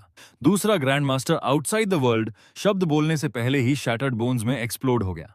तीसरे की हालत सबसे बुरी हुई। उसने डिविनेशन को जबरदस्ती लिमिट तक पुश किया और आखिरकार उसे एक स्टोन मॉन्यूमेंट दिखाई दिया। उस मॉन्यूमेंट पर 5 शब्द लिखे थे, here dwell immortals, no divination allowed. उसके बाद वो पूरी तरह पागल हो गया। पवेलियन ऑफ फेट में तुरंत केओस फैल गया। आखिरकार पवेलियन मास्टर ने खुद ऑर्डर जारी किया, उस एग्जिस्टेंस को डिवाइन, इंटरप्ट, प्रोवोक या एग्जॉस्ट नहीं किया जाएगा। जो भी आदेश तोड़ेगा उसे पवेलियन से बाहर निकाल दिया जाएगा। ये फैसला सुनकर मैंने आखिर राहत की सांस ली। कम से कम उनमें से किसी एक का दिमाग तो काम करता है। शू छिंगरान चुपचाप मेरे सामने बैठी थी और मुझे धीरे धीरे टी पॉट में पानी भरते देख रही थी। कोर्टयार्ड के बाहर डूबता सूरज आसमान को लाल बना रहा था। फिर उसने हल्की आवाज में आखिर पूछा, मास्टर। उसने धीमी आवाज में पूछा, मास्टर, अब आपका क्या प्लान है? मैंने शांत भाव से टी पॉट में और चाय डाली, फिर जवाब दिया, फिलहाल तो यहीं रहूंगा, कुछ और साल एट्रीब्यूट पॉइंट्स जमा करूंगा। जब इतना मजबूत हो जाऊंगा कि कोई मुझे छू भी ना सके, तब शायद जिंदगी काफी शांत हो जाएगी। फिर उसने हल्का सा नजरें झुकाईं और भी धीमी आवाज में पूछा, और मेरा क्या? मैंने शांत नजरों से उसकी तरफ देखा। अगर चाहो तो तुम भी यहीं रह सकती हो, लेकिन पहले ही बता देता हूं, मैं डिसाइपल्स नहीं लेता। फिर थोड़ी देर रुककर मैंने जोड़ा, और सेंटेंस भी नहीं। शू छिंगरान कुछ पल ब्लिंक करती रही। तो आखिर आप लेते क्या हैं? मैंने काफी गंभीरता से सोचा, फिर ईमानदारी से जवाब दिया, जो लोग फ्री में खाना खाते हैं उन्हें रखना इम्पॉसिबल नहीं है। शू छिंगरान कुछ पल के लिए फ्रीज हो गई, फिर अचानक धीरे से हंस पड़ी। स्पिरिट रेल्म बॉर्डरलैंड्स में आने के बाद वो पहली बार इतनी बेफिक्र होकर हंसी थी। ज्यादा समय नहीं बीता कि फेंगचाओ टाउन में नई अफवाह फैल गई। सुना तुमने? टाउन चीफ के साथ रहने वाली सफेद कपड़ों वाली महिला की बैकग्राउंड बहुत टेरिफाइंग है, लेकिन उसके सामने वो बिल्कुल शांत छोटी पत्नी की तरह बिहेव करती है। जिस समय मैंने ये रूमर टी पीते हुए सुना, लगभग मेरे मुंह से चाय बाहर निकल गई। शुरुआत में मैंने सोचा कि ठीक से एक्सप्लेन कर दूं, लेकिन थोड़ी देर सोचने के बाद आलस आ गया।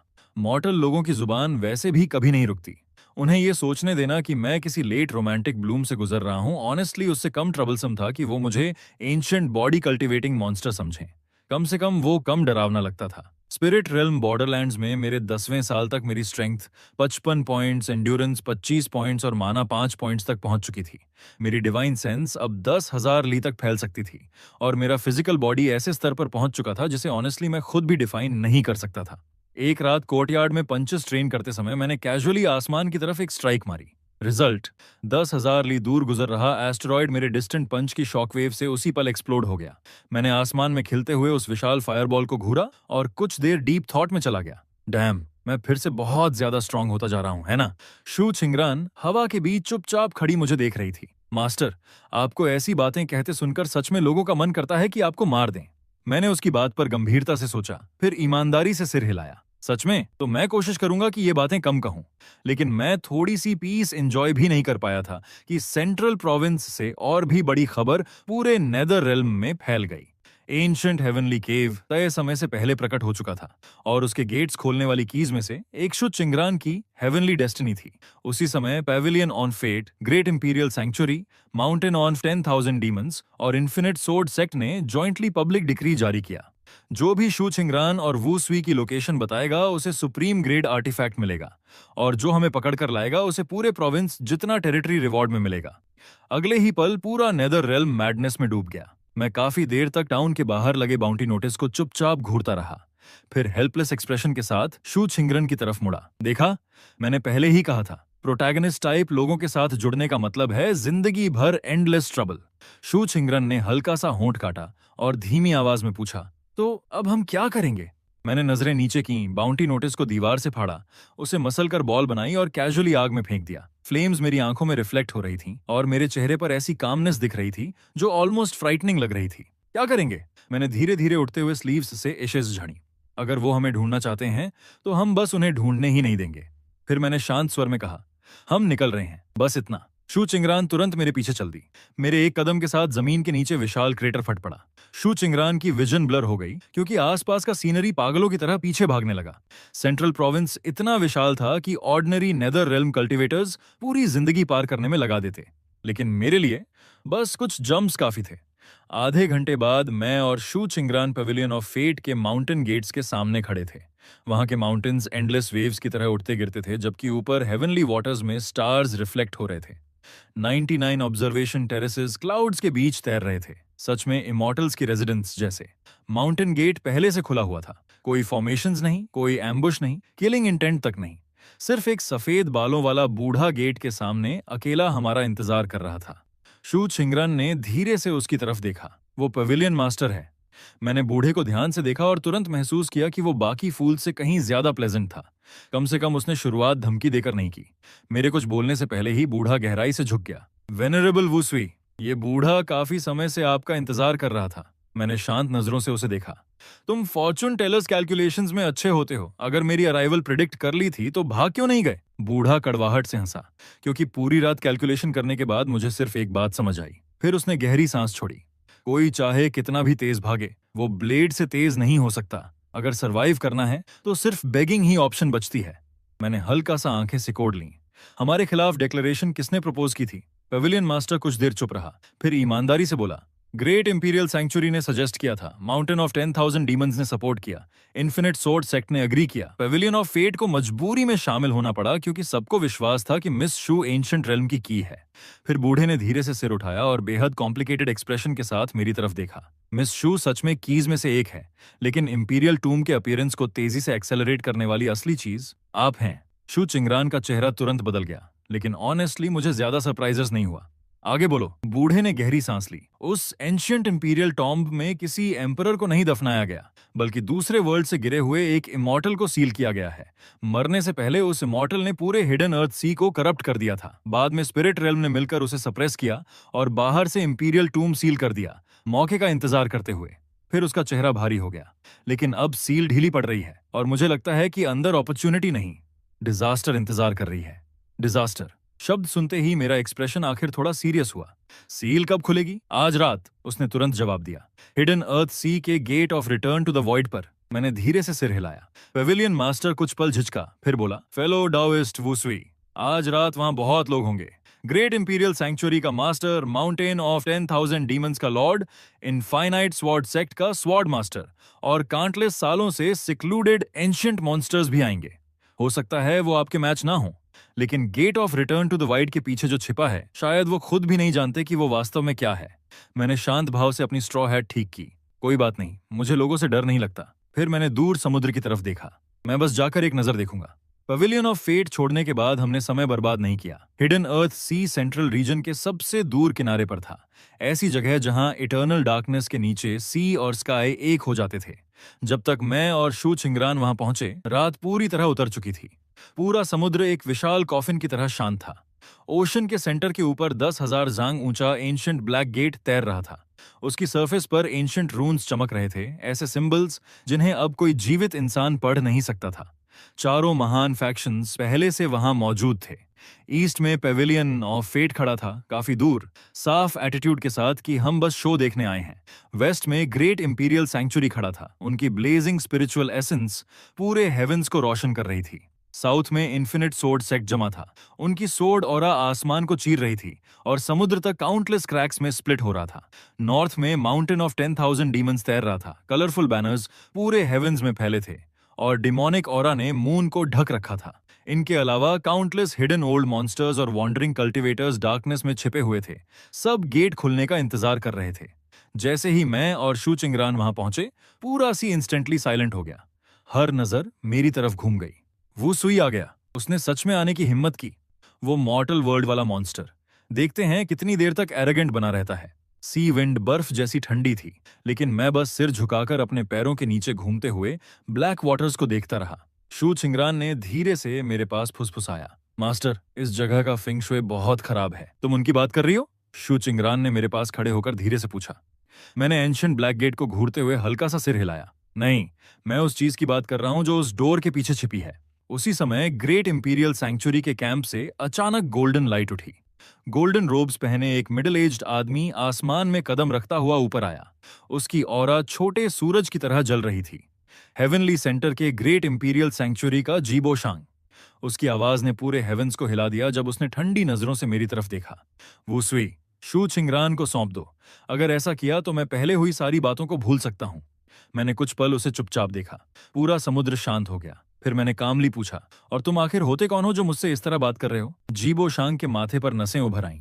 वुसुई, क्या तुम सच में यहां मौजूद हर इंसान के एनिमी बनना चाहते हो?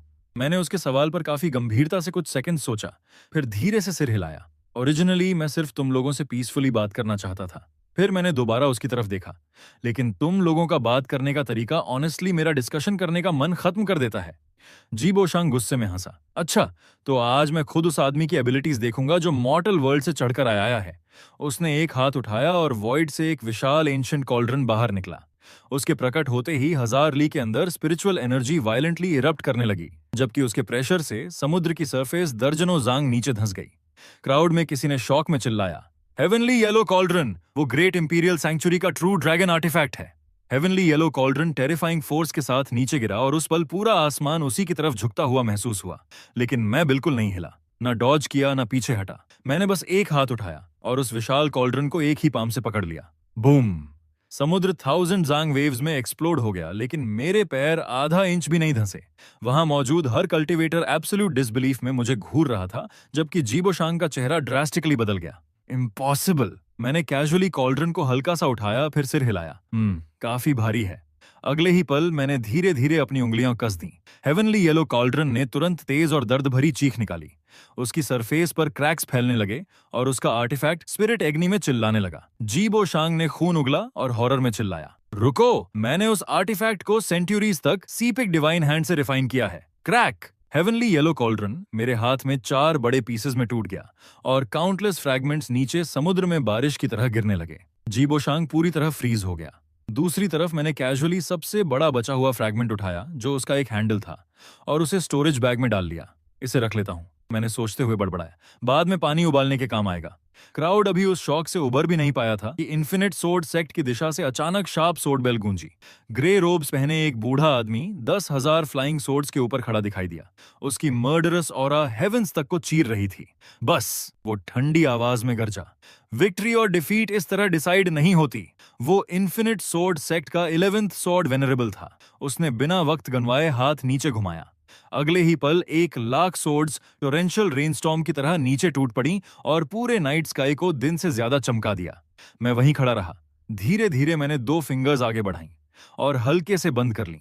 1,00,000 सोर्ड्स इनविजिबल वॉल से टकराई और हवा में फ्रीज हो गईं। फिर मैंने मुट्ठी बांध ली। पूरी सोर्ड रिवर वायलेंटली कंप्रेस होने लगी। अगले सेकंड सभी सोर्ड्स मरोड़कर बने एक विशाल आयरन स्फीयर में बदल गईं, जो आसमान में तैर रहा था। 11th सॉर्ड वेनरेबल की आंखें फ्यूरी से जल उठीं, लेकिन उसके कुछ करने से पहले ही मैंने कैजुअली एक फिंगर फ्लिक की।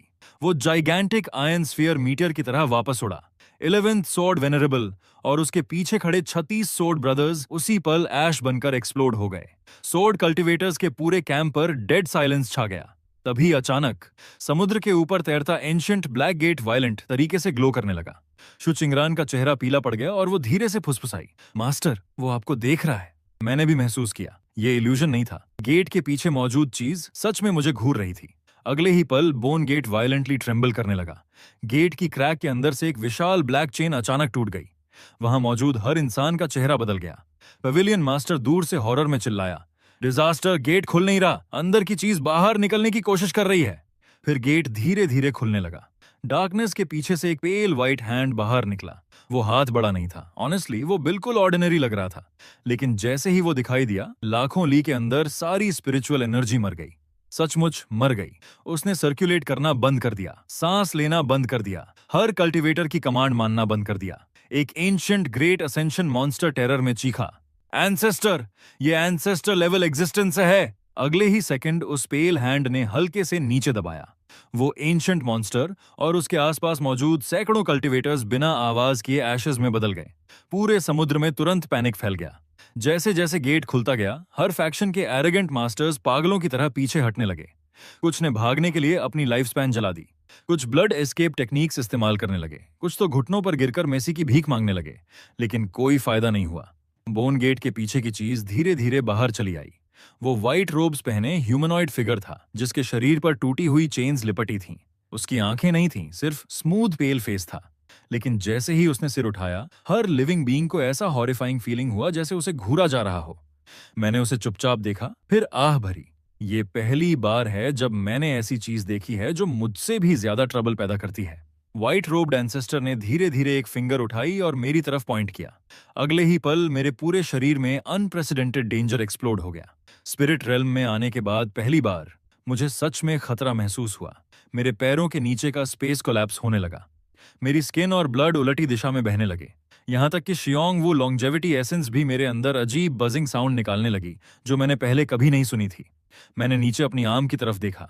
मेरी स्किन पर एक टाइनी ब्लडी क्रैक दिखाई दी। मैं उसे चुपचाप घूरता रहा, फिर बड़बड़ाया, स्पिरिट रेल्म में आने के बाद तुम पहली चीज हो जिसने मेरी स्किन तोड़ी है। ऑब्वियसली व्हाइट रोब्ड एंसेस्टर ने कोई जवाब नहीं दिया। वो बस एक और कदम आगे बढ़ा। उसी पल पूरा समुद्र एंडलेस स्टीम में इवेपोरेट हो गया। काउंटलेस कल्टीवेटर्स चीखने का मौका तक नहीं पा सके और फैलती हुई व्हाइट लाइट में एग्जिस्टेंस से इरेज हो गए पूरी तरह। व्हाइट रोब्ड एंसेस्टर पूरी तरह एंशिएंट गेट से बाहर निकल आया। हेवन और अर्थ खुद क्रैक होने लगे। आसमान के पार एक विशाल ब्लैक फिशर खुल गया, जैसे पूरा स्पिरिट रेल्म उसकी एग्जिस्टेंस से फटने वाला हो। मैंने धीरे से आसमान की उस क्रैक को देखा और बहुत लंबे समय बाद पहली बार मैं फ्राउंड, क्योंकि आखिर मुझे एक बात समझ आ गई थी। अगर ये चीज ऐसे ही रैम्पेज करती रही तो फ्यूचर में पीसफुली हाइड होने की बात छोड़ो, शायद मुझे टाउन चीफ बनकर शांत जिंदगी जीने की जगह भी ना मिले। ये सोचकर मैंने हेल्पलेस साई छोड़ी। मैं तो सच में सिर्फ पीसफुली बात करने बाहर आया था। फिर मैंने अपना माथा दबाया। हर चीज हमेशा फाइट टू द डेथ में क्यों बदल जाती है? शू चिंगरान ने अचानक मेरी तरफ देखा और धीमी आवाज में कहा, मास्टर, अगर इस बार आप जीत नहीं पाए तो पहले भाग जाइए। मैंने तुरंत उसकी तरफ मुड़कर देखा। क्या बेकार बातें कर रही हो? फिर मैंने कामली कहा, मेरा हाउस अभी भी फांक्याओ में है, टेबल लेग अब भी उसी मैप से सपोर्ट हो रही है। इतना कहकर मैंने एक कदम आगे बढ़ाया। इस बार मैंने खुद को सप्रेस करना पूरी तरह बंद कर दिया। मेरा ब्लड, मेरी स्पिरिट, मेरा फिजिकल बॉडी, जो अब इतना एब्सर्डली स्ट्रांग हो चुका था कि नेचर के लॉज तक को डिफाई करने लगा था। बूम! स्पिरिट रियलम में आने के बाद पहली बार मैंने अपनी फुल ऑरा पूरी तरह रिलीज कर दी। 1 लाख ली के अंदर माउंटेन्स और सीज साथ में कांप उठे। भागते हुए काउंटलेस कल्टिवेटर्स सिर्फ मेरी लाइफ फोर्स के प्रेशर से घुटनों पर दब गए। दूसरी तरफ व्हाइट रोब्ड एंसेस्टर के चारों तरफ लिपटी ब्रोकन चेन्स 9 विशाल ब्लैक ड्रैगन्स में बदल गईं और सीधे मेरी तरफ टूट पड़ी। मैंने कैजुअली एक हाथ उठाया और पहले ड्रैगन की गर्दन पकड़ ली, फिर उसे whip की तरह घुमाकर दूसरे ड्रैगन पर दे मारा। दूसरा ब्लैक ड्रैगन उसी इंपैक्ट से एक्सप्लोड हो गया। तीसरा ब्लैक ड्रैगन मेरे पैर के नीचे चकनाचूर हो गया। चौथा मेरी कमर के चारों तरफ लिपट गया, लेकिन आधा कसने से पहले ही मैंने उसे ब्रूट फोर्स से फाड़ दिया। दूर खड़े कल्टिवेटर्स सुन्न पड़े चेहरों और पेल एक्सप्रेशंस के साथ ये सब देख रहे थे। ये मॉन्स्टर रॉ स्ट्रेंथ से पूरी दुनिया को रिफाइन कर रहा है। आखिर ये किस तरह की एग्जिस्टेंस है? व्हाइट रोब्ड कल्टिवेटर ने आखिर अपनी असली शक्ति छिपाना बंद कर दिया। उसने एक हाथ उठाया और आसमान पर पाम स्ट्राइक मारी। अगले ही पल हेवन की क्रैक वायलेंटली फैल गई और फिशर के अंदर से काउंटलेस स्ट्रेंज ब्लैक शैडोज निकलने लगे, जैसे वो इस मौके का इस्तेमाल करके पूरे स्पिरिट रेल्म को निगल जाना चाहते हों। हर लिविंग कल्टिवेटर पैनिक में डूब गया। उनकी सोल्स तक डर से कांप उठी। उसने डायमेंशनल गेट खोल दिया। किसी ने डेस्परेट आवाज में चीखा, वो आउटसाइड वर्ल्ड की बीइंग्स को अंदर ला रहा है। आउटसाइड द वर्ल्ड शब्द सुनते ही मेरी मूवमेंट्स हल्की सी रुक गईं। अचानक मुझे पवेलियन ऑफ फेट के डिविनेशन मास्टर्स के आखिरी अधूरे शब्द याद आ गए, जो उनकी कैलकुलेशंस बैकफायर होने से पहले निकले थे। आउटसाइड द वर्ल्ड, तो उनका मतलब ये था। फाइट रोबोट कल्टिवेटर ने साफ मेरी हेजिटेशन नोटिस कर ली। अगले ही फ्लैश में वो सीधे शू चिंगरान के सामने प्रकट हुआ और उसके फोरहेड की तरफ हाथ बढ़ाया। शू चिंगरान की डेस्टिनी अपने आप काउंटलेस प्लैटिनम व्हाइट चेन्स में एक्सप्लोड हो गई और डेस्परेटली उसे रोकने लगी, लेकिन उसकी ताकत उसके सामने बहुत कमजोर थी। मेरा एक्सप्रेशन उसी पल आइस कोल्ड हो गया। तुम मौत ढूंढ रहे हो। अगले ही पल मैं गायब हो गया। नहीं, वो डिसअपीयरेंस नहीं था। मैं बस इतना तेज मूव हुआ था कि सबकी विजन का मतलब ही खत्म हो गया। जब मैं दोबारा दिखाई दिया, मैं पहले ही व्हाइट रोब्ड कल्टिवेटर के पीछे खड़ा था और मेरा दायां हाथ उसकी चेस्ट के आर पार जा चुका था। पूरी दुनिया पर साइलेंस छा गया। व्हाइट रोब्ड कल्टिवेटर ने धीरे से सिर नीचे किया और अपनी चेस्ट के पार निकले हुए हाथ को घूरने लगा। मेरी पाम के अंदर एक ब्लैक स्फीयर था, रात से भी ज्यादा काला। वो फ्लैश एंड ब्लड हार्ट नहीं था, बल्कि किसी एंडलेसली पल्सेटिंग कोर जैसा था। पहली बार मुझे अपनी हैंड में बर्निंग सेंसेशन महसूस हुई। साधारण हीट नहीं, बल्कि हायर लेवल एग्जिस्टेंस की शक्ति से पैदा हुई स्कॉचिंग फीलिंग। फिर भी मैंने हेजिटेशन नहीं की। मैंने अचानक अपनी फिंगर्स कस दी। बूम! ब्लैक स्फीयर उसी पल एक्सप्लोड हो गया। व्हाइट रोबर्ट कल्टिवेटर का पूरा शरीर वायलेंटली कांप उठा, जैसे उसकी सारी सपोर्ट अचानक खींच ली गई हो। उसके चारों तरफ की इमॉर्टल लाइट तेजी से फेड होने लगी, लेकिन वो तुरंत नहीं मरा। इसके बजाय उसके स्मूथ पेल फेस के बीच में धीरे धीरे एक दरार खुली, जैसे होंठ अलग हो रहे हों। फिर एक बेहद शार्प वॉइस सीधे मेरे माइंड के अंदर गूंजी, तो ये तुम हो? मेरी आंखें हल्की सिकुड़ गईं। तुम मुझे जानते हो? नहीं, आवाज टूटे हुए फ्रैगमेंट्स में बोली, लेकिन तुम्हारे जैसे और भी हैं। उसका शरीर तेजी से कोलैप्स होने लगा। मैंने गहराई से फ्राउन किया और आगे पूछा, तुम्हारा मतलब क्या है? और फिर क्या? व्हाइट रोब्ड कल्टिवेटर काफी देर तक साइलेंट रहा, फिर आखिर सिर्फ 4 शब्द बोला, डू नॉट असेंड फर्दर। जैसे ही वो शब्द खत्म हुए, उसका पूरा शरीर ग्रे व्हाइट लाइट में बदल गया और पूरी तरह बिखर गया। उसी समय वो डायमेंशनल गेट भी धीरे धीरे खुद बंद होने लगा, जिसे उसने जबरदस्ती खोला था। आसमान और धरती आखिर अपने ओरिजिनल कलर्स में लौट आए। हर सर्वाइविंग कल्टिवेटर मुझे मोशनलेस घूर रहा था। कोई चीयर्स नहीं, कोई सेलिब्रेशन नहीं, सिर्फ फियर, गहरा इंस्टिंक्टिव फियर, क्योंकि उन्होंने अपनी आंखों से एक ऐसे आदमी को देखा था जो खुद को सिर्फ टाउन चीफ कहता था और जिसने इमॉर्टल लेवल एग्जिस्टेंस को बेयर हैंड्स से फाड़ डाला था। मैं काफी देर तक चुपचाप वहीं खड़ा रहा। फिर शू चिंगरान धीरे धीरे मेरी तरफ चली आई और सावधानी से पूछने लगी, मास्टर, आप ठीक हैं? मैंने सिर नीचे किया और अपनी पाम की तरफ देखा। उसके बीच में फेंट ग्रे व्हाइट मार्क्स बचे थे जो ब्लैक स्फीयर ने छोड़े थे। शू चिंगरान का एक्सप्रेशन तुरंत टाइट हो गया। क्या ये सीरियस है? मैंने धीरे से सिर हिलाया। ये वूंड नहीं है। फिर मैंने हेल्पलेस साई छोड़ी। बस अब ट्रबल और भी बड़ा हो गया है। शू चिंगरान ब्लैंक एक्सप्रेशन के साथ मुझे देखती रह गई। ऐसे समय में भी आप अभी तक ट्रबल के बारे में सोच रहे हैं? लेकिन तभी आधे खुले एंशंट गेट के अंदर गहराई में फेंट लाइट फ्लिकर हुई। मैंने तुरंत अपनी डिवाइन सेंस आगे फैलाई और मेरा एक्सप्रेशन हल्का सा बदल गया। अंदर अभी भी कुछ है? शू चिंगरान ने भी गेट की तरफ देखा और धीरे से पूछा, क्या हमें अंदर जाना चाहिए? मैं बहुत देर तक साइलेंट रहा। ओरिजिनली मेरा अंदर जाने का कोई इरादा नहीं था, लेकिन उस इमॉर्टल लेवल एग्जिस्टेंस की मरने से पहले छोड़ी गई आखिरी वार्निंग को इग्नोर करना इम्पॉसिबल था, खासकर मेरे जैसे इंसान के लिए। मैंने धीरे से सिर हिलाया। चलो अंदर जाकर देखते हैं, उसके बाद तुरंत निकल जाएंगे। फिर मैं एंशिएंट गेट के अंदर कदम रखकर चला गया, जबकि शु चिंगरान मेरे बिल्कुल पीछे थी। गेट के दूसरी तरफ कोई इमॉर्टल पैराडाइजेस नहीं था, वहां सिर्फ ग्रेव हाइट रुइंस से भरी कोलैप्स्ड वेस्टलैंड थी। यहाँ कोई स्पिरिचुअल एनर्जी नहीं थी, यहाँ तक कि फ्लोइंग टाइम का भी कोई निशान नहीं था। एंडलेस डिब्रीज के बीच सिर्फ एक रुइंड स्टोन टेम्पल अकेला खड़ा था। टेम्पल के एंट्रेंस के सामने एक टूटा हुआ स्टोन मॉन्यूमेंट पड़ा था, लेकिन जिसने मुझे शॉक किया वो मॉन्यूमेंट नहीं था, बल्कि उस पर लिखा हुआ टेक्स्ट था। वहां स्पिरिट रेल्म कैरेक्टर्स नहीं थे, कोई एंशिएंट रून्स नहीं थे, बल्कि उस स्टोन पर ऐसे सिंबल्स लिखे थे जिन्हें मैंने तुरंत पहचान लिया। Simplified Chinese characters. इतने सालों में पहली बार मैं सच में शॉक में फ्रीज हो गया। शु चिंगरान उन वर्ड्स को समझ नहीं सकी, इसलिए उसने धीरे से पूछा, मास्टर, वहां क्या लिखा है? मैं काफी देर तक ब्रोकन मॉन्यूमेंट को चुपचाप घूरता रहा, फिर धीरे धीरे हर वर्ड पढ़ने लगा। अगर तुम ये वर्ड्स पढ़ सकते हो तो इसका मतलब है कि मैं फेल हो गया। मैं तुम्हारी तरह हूं, मैं भी कहीं और से आया हूं, और तुम्हारी तरह मैंने भी टाइम के साथ साथ चलना सीखा। हायर वर्ल्ड कोई इमॉर्टल रेल्म नहीं है, वो हंटिंग ग्राउंड है। असेंशन सिर्फ एक बड़े केज में भेजे जाने से पहले ग्रोथ है। अगर तुम ये पढ़ रहे हो तो इसका मतलब है कि मैं उस ग्रास्प से आजाद नहीं हो पाया। जल्दी में आगे असेंड मत करना, कम से कम तब तक नहीं जब तक तुम एक पंच से हेवेंस तोड़ने लायक स्ट्रांग ना हो जाओ। पेडेस्टल के नीचे मैंने हमारी सेम ओरिजिन वाली एक चीज छोड़ी है, वो किसी दूसरे इंसान के साथ लॉन्जेविटी शेयर कर सकती है। मॉर्टल वर्ल्ड की एक छोटी ट्रेस उन लोगों के लिए जो बाद में आएंगे। मैसेज खत्म करने के बाद मैं बहुत देर तक साइलेंट खड़ा रहा। शु चिंगरान भी बिना मुझे डिस्टर्ब किए चुपचाप मेरे पास खड़ी रही। वो वर्ड्स समझ नहीं पा रही थी, लेकिन फिर भी मेरी आंखों में मौजूद इमोशन साफ देख सकती थी। वो फियर नहीं था, वो उस कामनेस जैसा था जो किसी ऐसे इंसान की ट्रेस मिलने पर आती है जो मेरी तरह था। र्यूंड स्टोन हॉल के अंदर एक छोटा ब्रॉन्जर लैंप लटका हुआ था। उसमें कोई स्पिरिचुअल एनर्जी नहीं थी, सिर्फ ऐसी ऑरा थी जिसकी ओरिजिन बिल्कुल मेरी एग्जिस्टेंस जैसी थी। जैसे ही मैंने उसे छुआ, मैं तुरंत उसका पर्पस समझ गया। वो किसी इंसान को पूरी तरह मेरे जैसा नहीं बना सकता था। ऐसा नहीं कि वो एंडलेस ग्रोथ और इन्फिनिट एक्यूमुलेशन हासिल कर ले, लेकिन वो किसी को मेरे साथ बेहद लंबी लाइफ स्पैन शेयर करने की एबिलिटी दे सकता था। इंस्टिंक्टिवली मैंने अपना सिर शु चिंगरान की तरफ घुमा लिया। जैसे ही उसने मेरी नजर नोटिस की, उसका चेहरा तुरंत कानों तक लाल हो गया। फिर भी उसने धीरे से पूछा, मास्टर, मॉन्यूमेंट पर आखिर लिखा क्या था? मैंने कुछ देर शांत होकर सोचा, फिर जवाब दिया। उसने कहा, अभी आगे असेंड मत करना। शु चिंगरन ने तुरंत सिर हिला दिया, तो मैं भी नहीं जाऊंगी। उसने इतनी जल्दी जवाब दिया जैसे उसे कभी इस बारे में सोचने की जरूरत ही ना पड़ी हो। अचानक मैं हल्का सा मुस्कुराया। ये पूरी जर्नी ओरिजिनली ट्रबल खत्म करने के लिए थी, लेकिन उस ट्रबल के आखिर में मुझे अपने जैसा एक और इंसान मिला जिसने अपने बाद आने वालों के लिए लैंप छोड़ दिया था। र्यूंड वैली छोड़ने से पहले मैंने आखिरी बार ग्रेव हाइट रूइंस की तरफ देखा। फिर मैंने एक पंच मारा, पूरा सील्ड वर्ल्ड ओसरसिप और उसके साथ डायमेंशनल गेट भी पीसेस में टूटकर नथिंगनेस में गायब हो गया। मुझे कोई रिस्क लेने का इरादा नहीं था। अगर वो एंशिएंट एग्जिस्टेंस एक बार बाहर आ चुका था तो कभी ना कभी फिर एस्केप कर सकता था, और जो चीज मेरी पीसफुल लाइफ डिस्ट्रॉय कर सकती थी उसे हमेशा के लिए दफन हो जाना चाहिए था। जब मैं और शु चिंगरन वापस सी ऑफ हिडन अर्थ पहुंचे, तब भी चारों ग्रेट फैक्शंस के मास्टर्स उसी जगह घुटनों पर झुके हुए थे।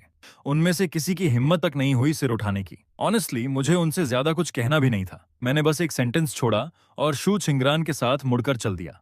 रास्ते में वो खुद को रोक नहीं पाई और धीरे से हंस पड़ी। उस रात मैं कोर्टयार्ड में बैठकर चुपचाप टी बना रहा था। मैंने छोटा ब्रॉन्ज लैम्प स्टोन टेबल पर रखा, फिर धीरे से उसे शु चिंगरान की तरफ सरका दिया। यहाँ अभी एक चीज बची है, मैंने धीमी आवाज में कहा। ऐसी चीज जो किसी इंसान को बहुत बहुत लंबे समय तक जीने दे सकती है। फिर मैंने हेल्पलेस एक्सप्रेशन के साथ जोड़ा, प्राइस बस इतना है कि फ्यूचर में उसे हर दिन मेरा चेहरा देखना पड़ सकता है। ऑनेस्टली काफी ट्रबलसम लगता है। शु चिंगरान पूरी तरह फ्रीज हो गई। वो उस छोटे ब्रॉन्जस लैंप को घूरती रही और उसकी आंखें धीरे धीरे लाल होने लगीं। 100 साल से ज्यादा, जब वो सिर्फ 10 साल की थी तब से लेकर आज तक, वो इसी पल का इंतजार कर रही थी। इंतजार कि आखिर मैं पहली बार ऐसे फ्यूचर की बात करूं जिसमें वो शामिल हो। उसने तुरंत लैंप को नहीं छुआ। इसके बजाय उसने सीधे मेरी आंखों में देखा और गंभीरता से पूछा, मास्टर, क्या इसे मुझे एक्सेप्ट करना माना जाएगा? मैं काफी देर तक टी कप पकड़े साइलेंट बैठा रहा और कोई जवाब नहीं दिया, लेकिन शु चिंगरान अचानक फिर भी मुस्कुरा दी। फिर उसने धीरे से ब्रॉन्ज लैंप को अपने हाथों में पकड़ लिया। मूनलाइट कोर्टयार्ड पर सॉफ्टली गिर रही थी और उसकी आंखों को इल्यूमिनेट कर रही थी, जैसे उनमें काउंटलेस शैटर्ड स्टार्स छिपे हों। उस रात विंड ब्रिज टाउन में कोई हेवनली ट्रिबुलेशन नहीं हुई, कोई स्ट्रेंज फिनोमिनन नहीं हुआ, कोई अर्थ शैटरिंग मिरेकल नहीं हुआ। वहां सिर्फ एक छोटा लैंप था जो कोर्टयार्ड में चुपचाप जल रहा था, और वो लैंप पूरी रात जलता रहा। कई साल बाद भी स्पिरिट रेल्म के लोग सी ऑफ हिडन अर्थ की बैटल के बारे में बातें करते रहे, उस स्ट्रेंज मैन के बारे में जिसने इमॉर्टल वाइटैलिटी तोड़ दी और एंशंट बीइंग्स को बेयर हैंड से फाड़ डाला। कुछ कहते थे कि मैं हायर वर्ल्ड में असेंड कर चुका हूं, कुछ मानते थे कि मैं किसी सेक्रेड लैंड में छिपा हूं, और कुछ इंसिस्ट करते थे कि मैं इंसान ही नहीं बल्कि किसी एंशंट सुप्रीम एग्जिस्टेंस का रीइंकारनेशन हूं। लेकिन कोई भी ये इमेजिन नहीं कर सकता था कि वही आदमी जिसने पूरे स्पिरिट रेल्म को टेरर में डाल दिया था, इस वक्त विंड ब्रिज टाउन में स्टोव के पास बैठा सीरियसली ये स्टडी कर रहा है कि हेवनली येलो कॉल्ड्रन के ब्रोकन हैंडल्स से पानी जल्दी कैसे उबाला जाए। दूसरी तरफ कोर्टयार्ड में शू चिंगरन सनलाइट के नीचे हर्ब्स सुखा रही थी, जबकि पास में बच्चे हंसते खेलते दौड़ रहे थे। स्टोन मॉन्यूमेंट पर लिखे कैरेक्टर्स समय के साथ धीरे धीरे फेड होने लगे थे। मैं डोरवे पर चुपचाप खड़ा ऑर्डिनरी मॉर्टल लाइफ को अनफोल्ड होते देख रहा था, और अचानक मुझे महसूस हुआ कि शायद चीजें ऐसे ही परफेक्टली फाइन हैं। शायद एक दिन मैं सच में ऊपर के हेवेंस को फाड़ दूंगा, लेकिन आज नहीं। आज मैं सिर्फ एक विलेज चीफ था जो नेबर्स, सबॉर्डिनेट्स और इस बात की चिंता कर रहा था कि किसका चिकन फिर किसी और के कोर्टयार्ड में घुस गया। इनविंसिबिलिटी, इमॉर्टैलिटी, वर्ल्ड्स के पार छिपे सीक्रेट्स, ये सब बाद में भी इंतजार कर सकते थे। आखिर मेरे पास बहुत समय था, और इस बार मैं अकेला नहीं था।